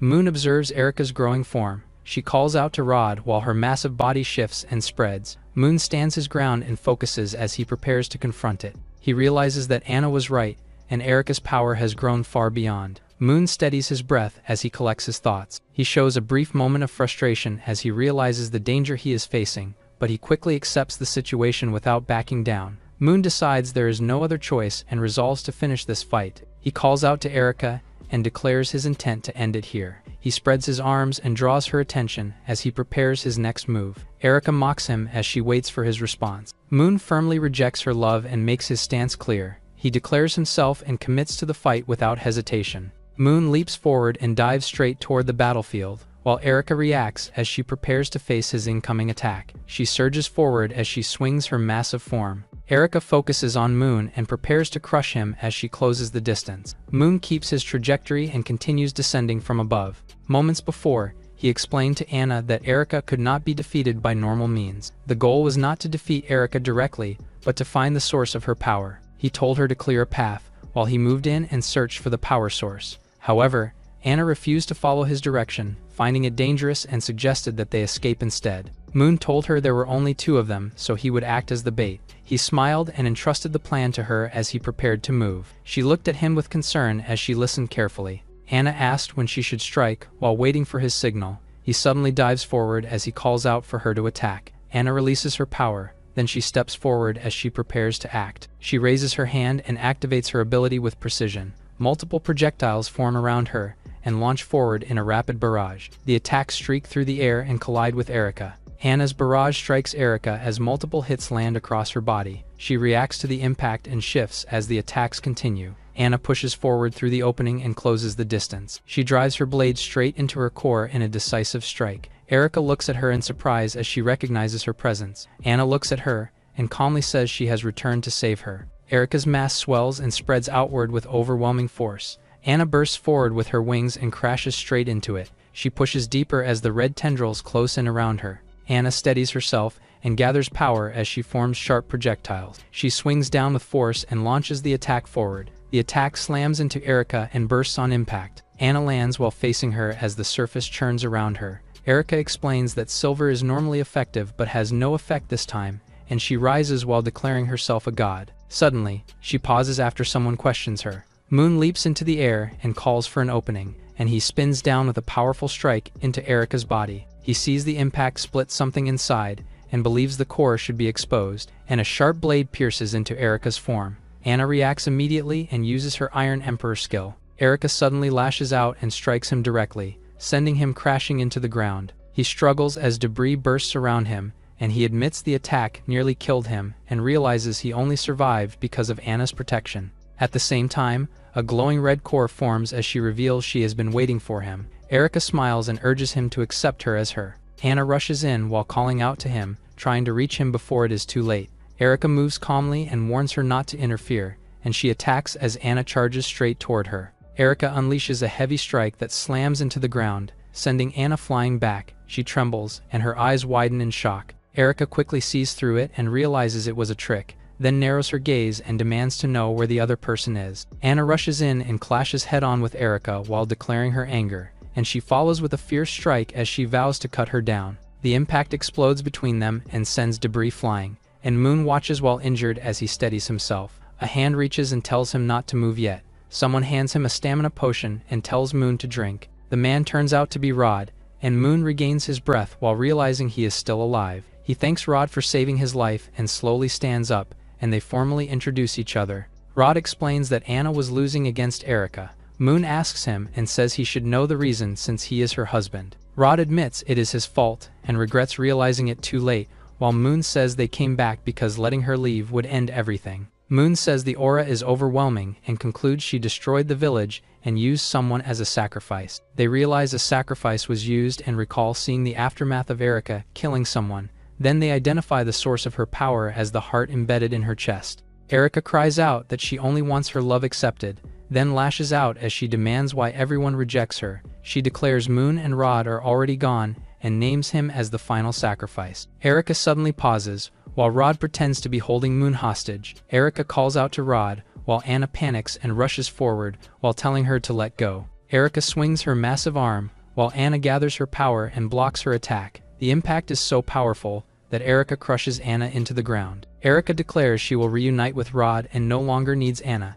then says she knew he loved her and claims the sacrifice is now complete. She approaches and touches him, while insisting everything will return to how it was, and they will stay together. She then dismisses Anna as still being under control and says she will deal with her later, and finally locks her gaze as Rod tells her that they will stay together forever. Rod regrets not realizing it sooner and accepts the situation, then steps forward and stabs into her as he says he will atone. Earlier, Moon warned the plan was too risky and said it would be hard to get close again. Rod explained her blood form was smaller than her true body, which was why she exposed herself to fight, and finally said this was the only way she could accurately target Anna while brushing it off calmly. Rod said he would act as the real bait and swore to hold it off even at the cost of his life. Moon told him not to say that while thanking him. Presently, Erica notices and calls out to Rod. Then he shouts in anger as he clashes with her again, while condemning the evil god.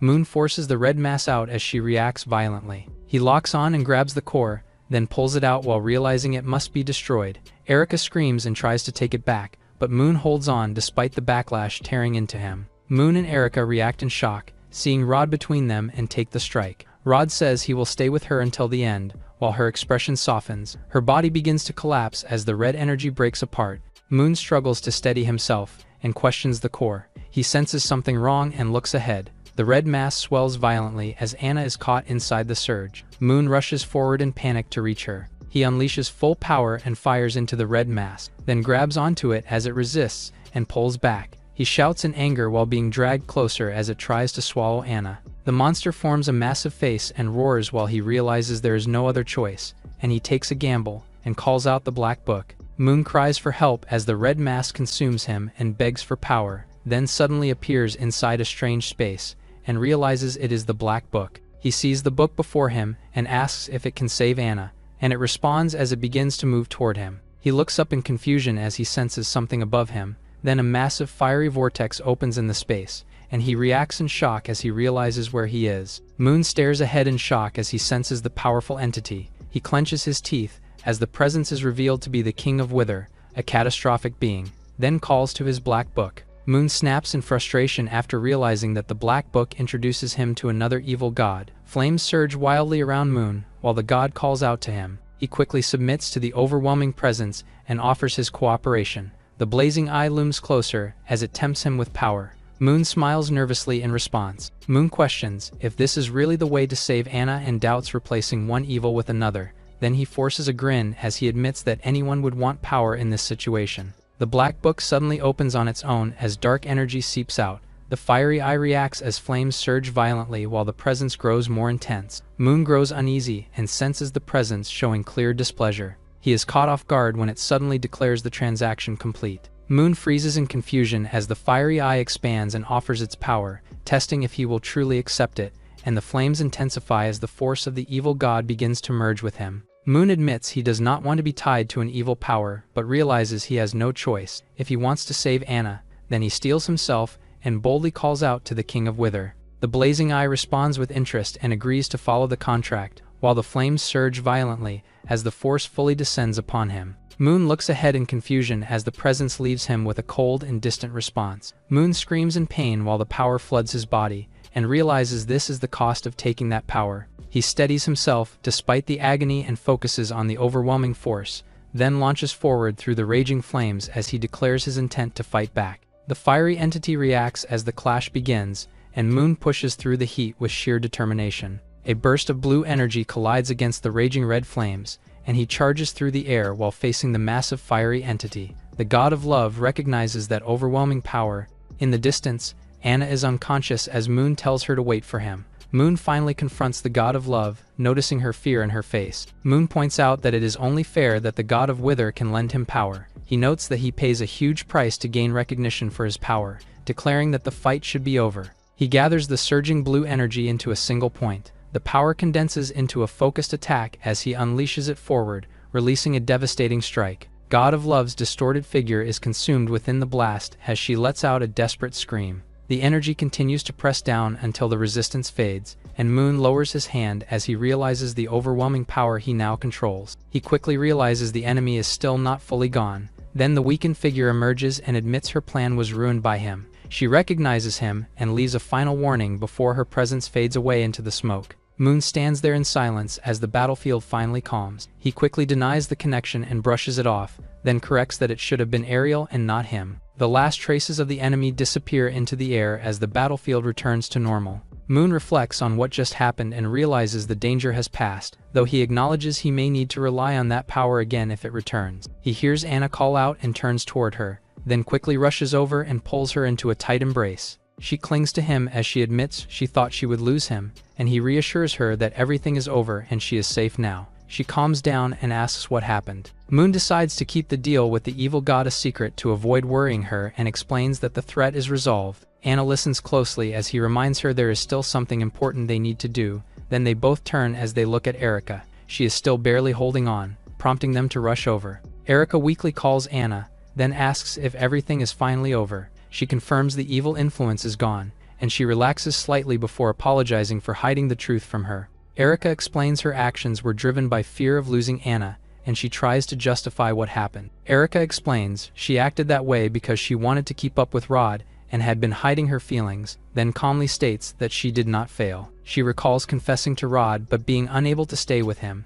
and reveals the reason is because Tia is already carrying his child, knowing Rod chose responsibility over his feelings for Erica. Hannah questions the situation, and Erica admits her doubts. She then reveals she turned to the evil god to confirm the truth. She recalls making that wish, which led to a violent outcome she cannot undo. Erica learned that everything was built on a lie, and accepted the consequences. Realizing too late how far things have gone, Rod saw what happened, so Erica made a second wish again for Rod to accept her love. Erica wishes she met Anna earlier, then she cries as she regrets not confessing her love for Rod before. She hopes that Anna can also find happiness, to prove her wrong that love can also bring beautiful things. In a quiet plain, Erica and Rod's graves lie side by side beneath the open sky. Anna says she is fine now as she prepares to move forward. Moon goes next to her, as Erica and Rod's names rest on the marker. They quietly pay their respects, and Moon brushes it off as the matter is officially settled. He notices something is bothering Anna and asks what is wrong. She admits she has been thinking about Erica and realizes she has been wrong. Anna questions if what she feels is truly love. Moon considers it and suggests she may have mistaken possessiveness for love. She reflects on his words as they both struggle to clearly define the difference, realizing how easily emotions can be misunderstood. Moon looks up at the clear sky and wonders what love truly is, then turns to her and asks if she has anything more to say. Anna hesitates and recalls a moment when he once suggested they could be together, then gathers her courage and asks if they can start over. Moon pauses briefly, and she quickly follows up by confirming their next destination. She shyly explains she will continue serving him, but hesitates as she tries to express her feelings. Moon suddenly reaches her hand and stops her mid-sentence. He gently leads her forward without hesitation, and he tells her they are going home.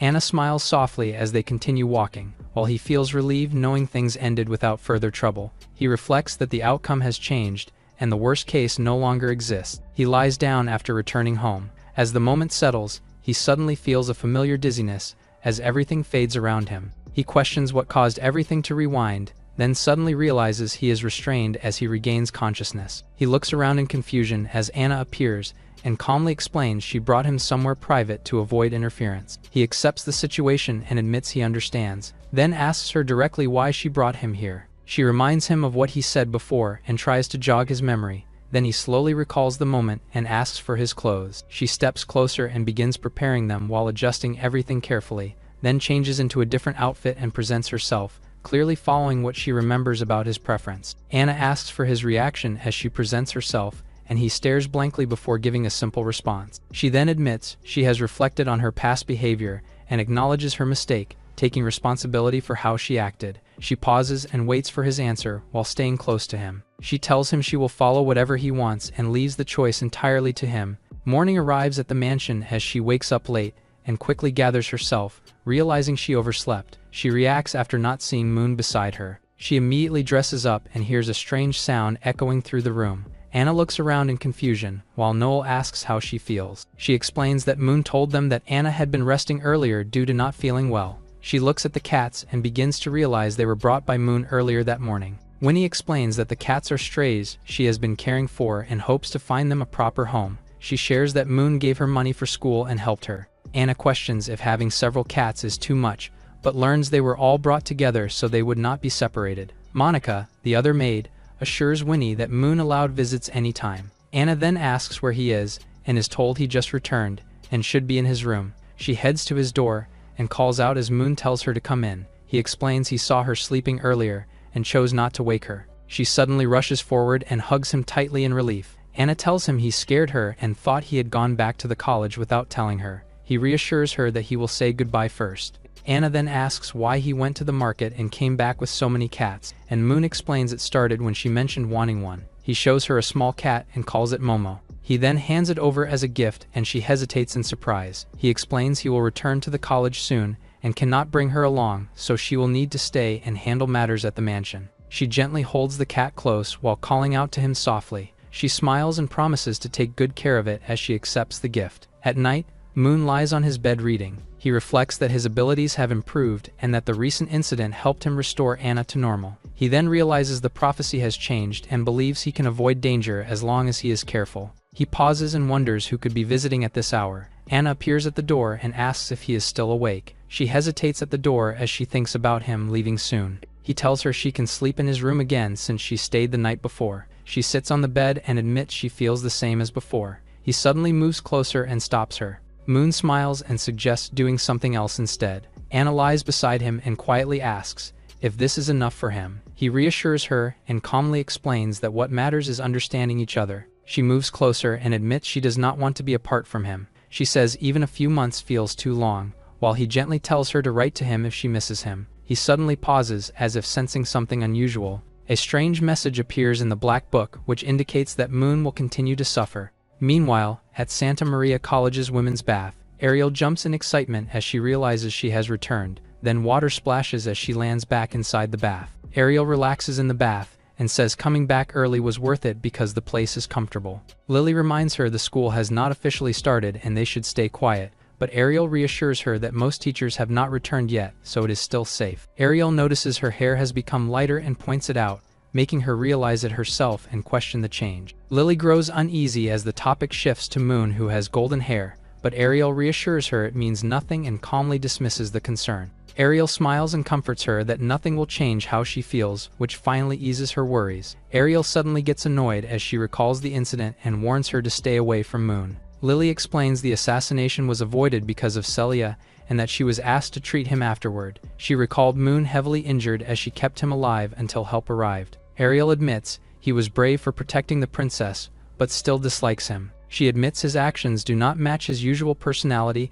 and questions his behavior, then calms down and decides to drop the topic as they continue relaxing in the bath. Ariel casually brings up a question she has been holding for a while and asks about a strange change, which gets brushed off with a simple answer. Time passes, and they finally return to the academy. Moon arrives at the academy and is impressed by how grand it looks, then thinks that as long as he avoids trouble, everything should go smoothly, while students rush past him and he pauses to observe the lively campus. Moon notices a commotion ahead and asks what is going on, only for Ariel to confront Emon, one of Moon's followers, and accuses him of causing trouble again. Iman rudely points at Ariel and insults her background, but she calmly shuts him down and tells him to leave if he has nothing better to do. Iman smirks and drops the act as he steps forward, then boldly declares a challenge in front of everyone, leaving her confused. The crowd murmurs as they question the unfair challenge, while Moon observes calmly and realizes she is constantly surrounded by trouble. Ariel remains composed and points out Iman has already challenged her multiple times before, but he insists this time will be different as he confidently declares himself as Campbell's wolf and threatens her. Leaving Moon surprised by the sudden intensity, Ariel accepts the challenge and prepares to respond. Then the crowd suddenly reacts and recognizes Moon among the crowd. He is shocked and questions why he is being treated as the mastermind. Everyone notices Moon and calls his name as he arrives. The girls whisper and spread rumors about him taking girls away. They continue linking disappearances and abandoned places to him. Moon walks forward and feels uncomfortable being blamed. Suddenly, someone spots him and calls out as he arrives. Ariel says he is still useless and questions his actions. Moon reacts calmly and calls her behavior malicious. Ariel stares back coldly and says it suits him. The crowd watches as tension rises, and they wonder if he will start a fight or challenge her. Ariel is suddenly flustered, seeing Moon apologize to her. She looks surprised and silent, while Iman angrily steps in and questions why Moon would apologize. Iman declares he came to challenge Ariel to restore his pride, but Moon looks at him and asks if someone told him to do this. Iman hesitates and admits it was his own idea with no one behind it. He is then called over and scolded for causing trouble without reason. He tells Iman to apologize, then hands him money to settle the situation and clear the crowd. Iman is left stunned as he realizes Moon just called him his brother. Ariel questions what he plans to do as the tension peaks. The students suddenly bow and loudly apologize to her, then repeat it as others follow. Iman quickly disperses the crowd and tells everyone to leave. Ariel casually questions the situation while he stands beside her. Moon then faces her and calmly says he has changed and wants to make things right. Ariel questions his sincerity as he insists on apologizing in front of everyone. He puts on a serious act, then suddenly bows and continues apologizing. She quickly stops him, embarrassed by the scene he is causing. He awkwardly tries to explain himself as the situation grows more uncomfortable. Moon suddenly makes an inappropriate remark and steps closer. He continues speaking in a strange and awkward way which only irritates her more. Ariel immediately hits him and knocks him back. She stands over him angrily and calls out his behavior. Moon quickly backs down and apologizes again while assuring her he will not cause trouble anymore. Moon explains he planned to apologize properly but had nothing suitable to offer, and Ariel accepts the simple gesture he offers instead. He promises to make it up to her in the future as he turns to leave. Moon calmly states his apology was sincere and does not expect forgiveness. He says goodbye and expresses hope they can move on as normal classmates. Ariel stays silent for a moment, then looks confused as she processes everything. She suddenly calls out to stop him and rushes after him. Moon pauses and turns his head as she calls his name. She runs toward him at full speed while shouting for him to stop. Ariel casually accepts the idea of taking the money as a gift. Meanwhile, Nana observes from above and comments on the situation with interest. She then smirks and considers secretly targeting Moon and brushing it off as something that will not cause problem. The elders observe from a distance and note that the situation has already settled. Plan, head of the magic department, discusses what just happened and questions why he is still with her despite everything. Glenn from the potions department comments that Moon's actions are unusual and worth watching. Plan reacts in shock and refuses to believe what he saw. They recall Moon's past behavior and note how arrogant he used to be. Some students run off while others recall the ridiculous things he did last year. Moon stays calm as someone reads his lips and claims he has already changed. Plan argues about it as he strongly denies the possibility. Glenn points out the obvious bias, while Plan becomes furious and calls him a disgrace. Glenn questions why he remains in the academy despite lacking talent and suggests sending him elsewhere. Plan argues he has not broken any rules and reminds them of his background and family influence. They consider the political impact of his position and connections. They then observe his recent actions and note the small but unusual changes in his behavior. Glenn reacts with interest as he continues watching Moon closely. They are shocked to see him bowing to the statue of the first dean. Moon casually explains it while acting respectful. He then reveals he accidentally damaged the statue and tries to cover it up. He sincerely apologizes and promises to make up for it in the future. The elders are stunned and praise his behavior, noting how rare it is to see someone show such respect. Glenn mocks the claim and dismisses it as meaningless after just one day. Plan insists a person's nature cannot change so easily and decides to keep watching him. Glenn laughs it off but remains curious about what will happen next, and then remarks that the upcoming entrance exam will be interesting. Moon arrives at the dorm and receives the key to his room.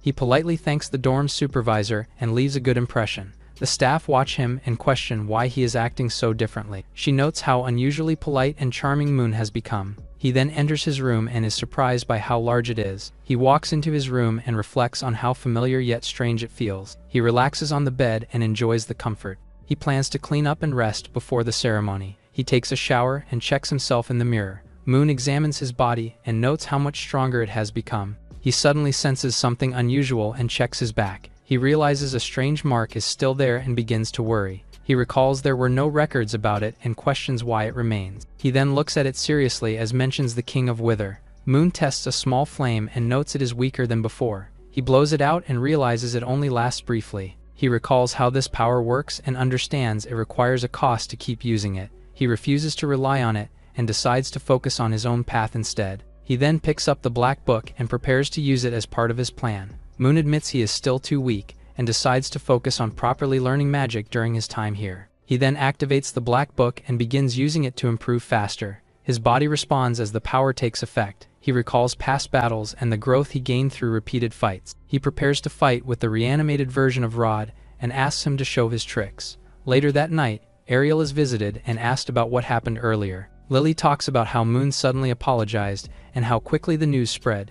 Ariel admits it caught her off guard. Lily reacts with surprise and questions if the story is actually true. Ariel says many people witnessed it and confirms it is not just gossip. She then questions a strange rumor and brings out the school newspaper. The article claims false information about her and Moon, which makes her react angrily. Lily explains the rumor spread and how it was tied to his apology. Ariel calms herself and decides to confront the source of the rumor. Lily denies the claim and clarifies their relationship. She reacts while Ariel suddenly lunges forward in frustration. She then backs off and tells her to stop while still clearly upset.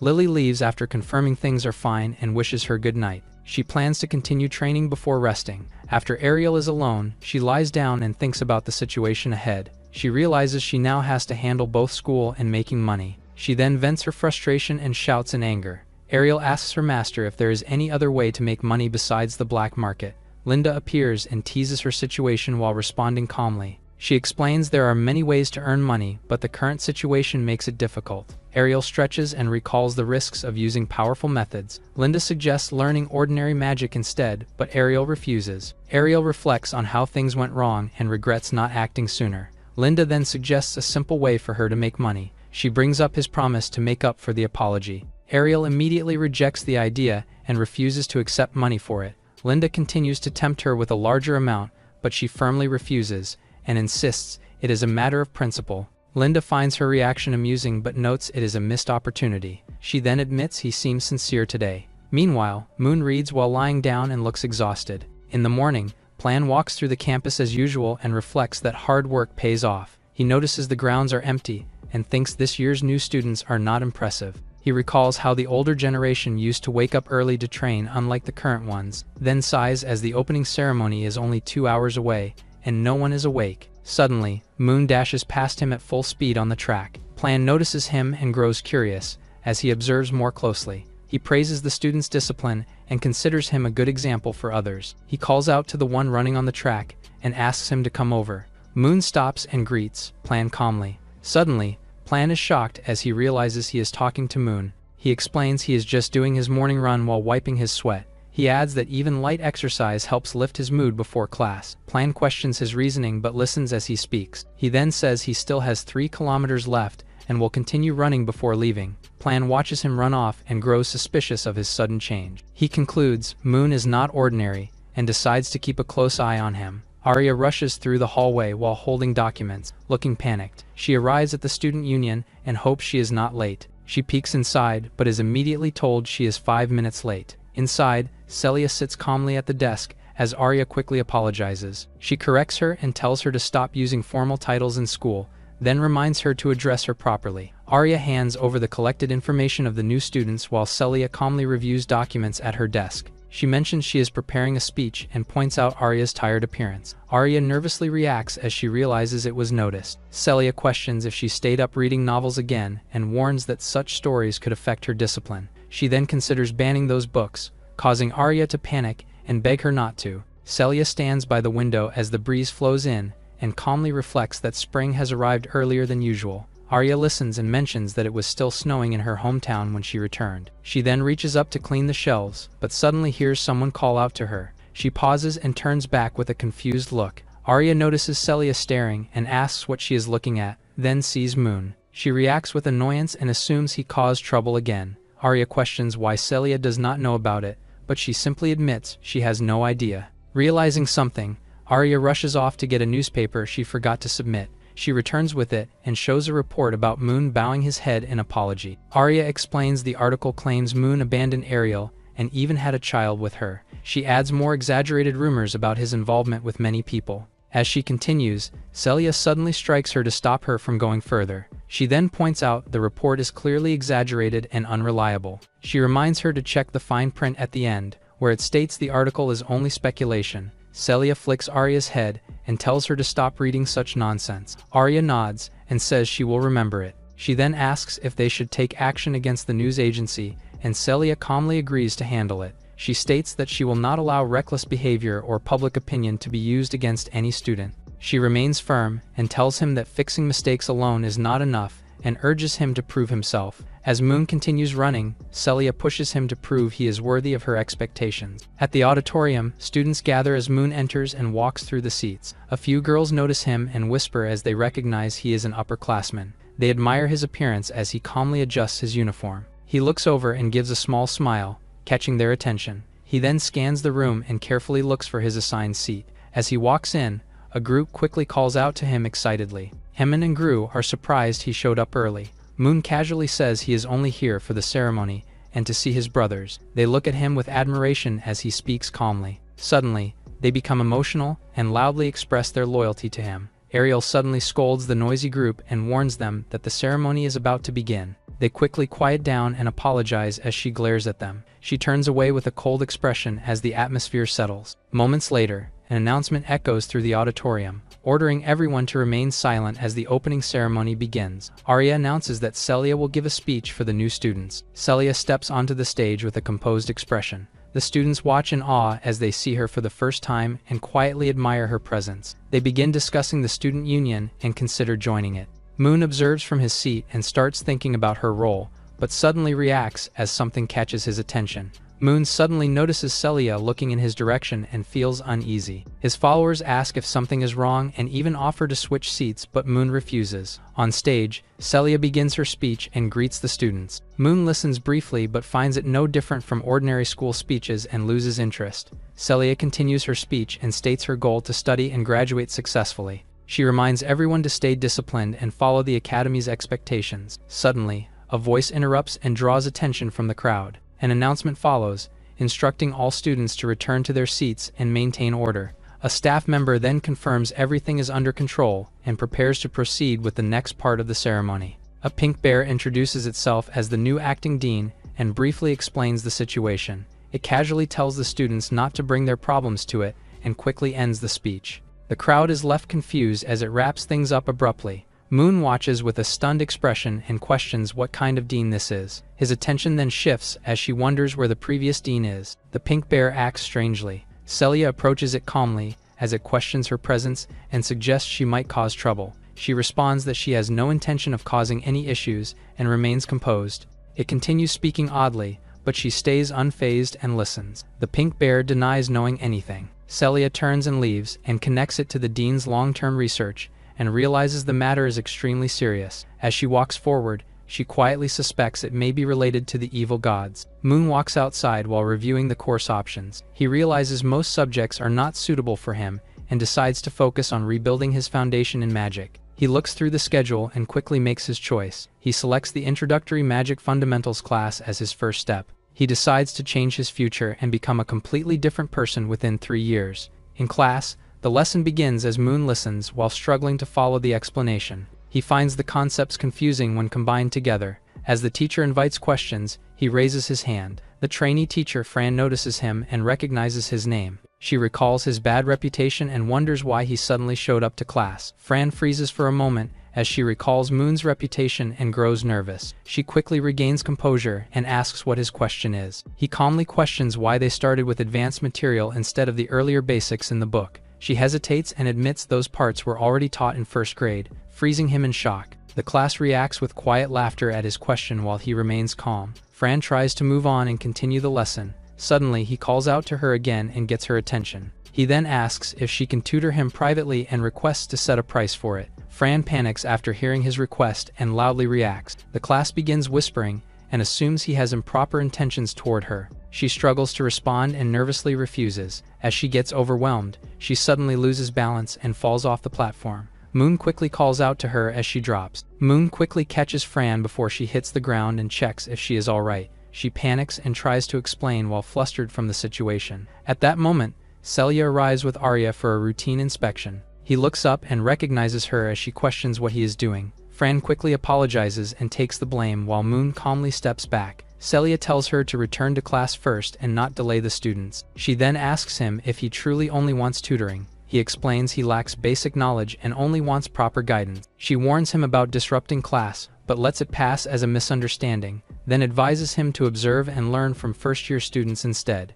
With that, she turns and leaves with Arya. Moon reflects on Celia's advice and agrees that relearning the basics is the fastest solution. He struggles with the idea but realizes his biggest problem is time. He then comes up with a plan to use the library and study efficiently. Confident in his idea, he heads straight toward the library. Nana is in the library complaining about the cold while holding a book, then suddenly notices something nearby. She looks over and spots Moon reading quietly between the shelves. Recognizing him, she becomes curious and decides to approach him out of boredom. In the library, Moon begins studying on his own and records the content from books. He plans to use a time difference method to learn faster and pushes himself to focus.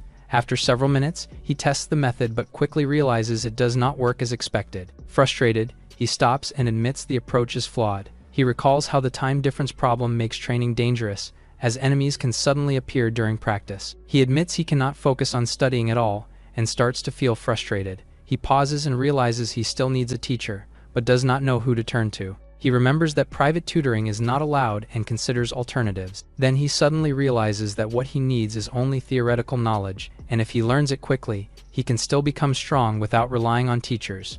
Moon looks around the library and starts carefully considering his options. He notices a quiet girl studying on her own and observes her for a moment. After thinking it through, he decides she is the right choice and approaches her directly. She greets him calmly, though she still looks confused by his sudden presence. He smiles slightly as he recognizes her. Sally is startled when he calls out to her, then greets him nervously. She tries to leave, but he quickly stops her. He assures her he means no harm and asks for her help. He brings up private tutoring and offers a reward, leaving her confused. She suddenly recalls how he mistreated her before. He offers to pay any price if she agrees to tutor him. She suddenly hits him and gets angry. Sally scolds him and calls him shameless. She storms off and leaves him behind. He just sits there, confused by her reaction. Nana steps in and calmly reminds them to keep quiet in the library, her tone firm but composed. She calls out to him and draws his attention. He turns and recognizes her right away. She asks what happened, and he explains the situation in detail. She listens carefully without interrupting, then concludes it was just a misunderstanding and gently eases the tension. Nana stops him and uses magic to heal his injury, restoring it in an instant. She reassures him while he watches calmly. He asks if healing can be done without chanting, and she gives a simple and direct answer. He takes note of it and begins thinking it through. She then reminds him to take better care of his body, before casually pointing out that he is already well known in the academy. He asks why she is not avoiding him like the others. She explains that most people see him as trouble and choose to keep their distance. She adds that they fear what he might do, so staying away feels safer to them. She leans in and quietly challenges him, watching his reaction closely.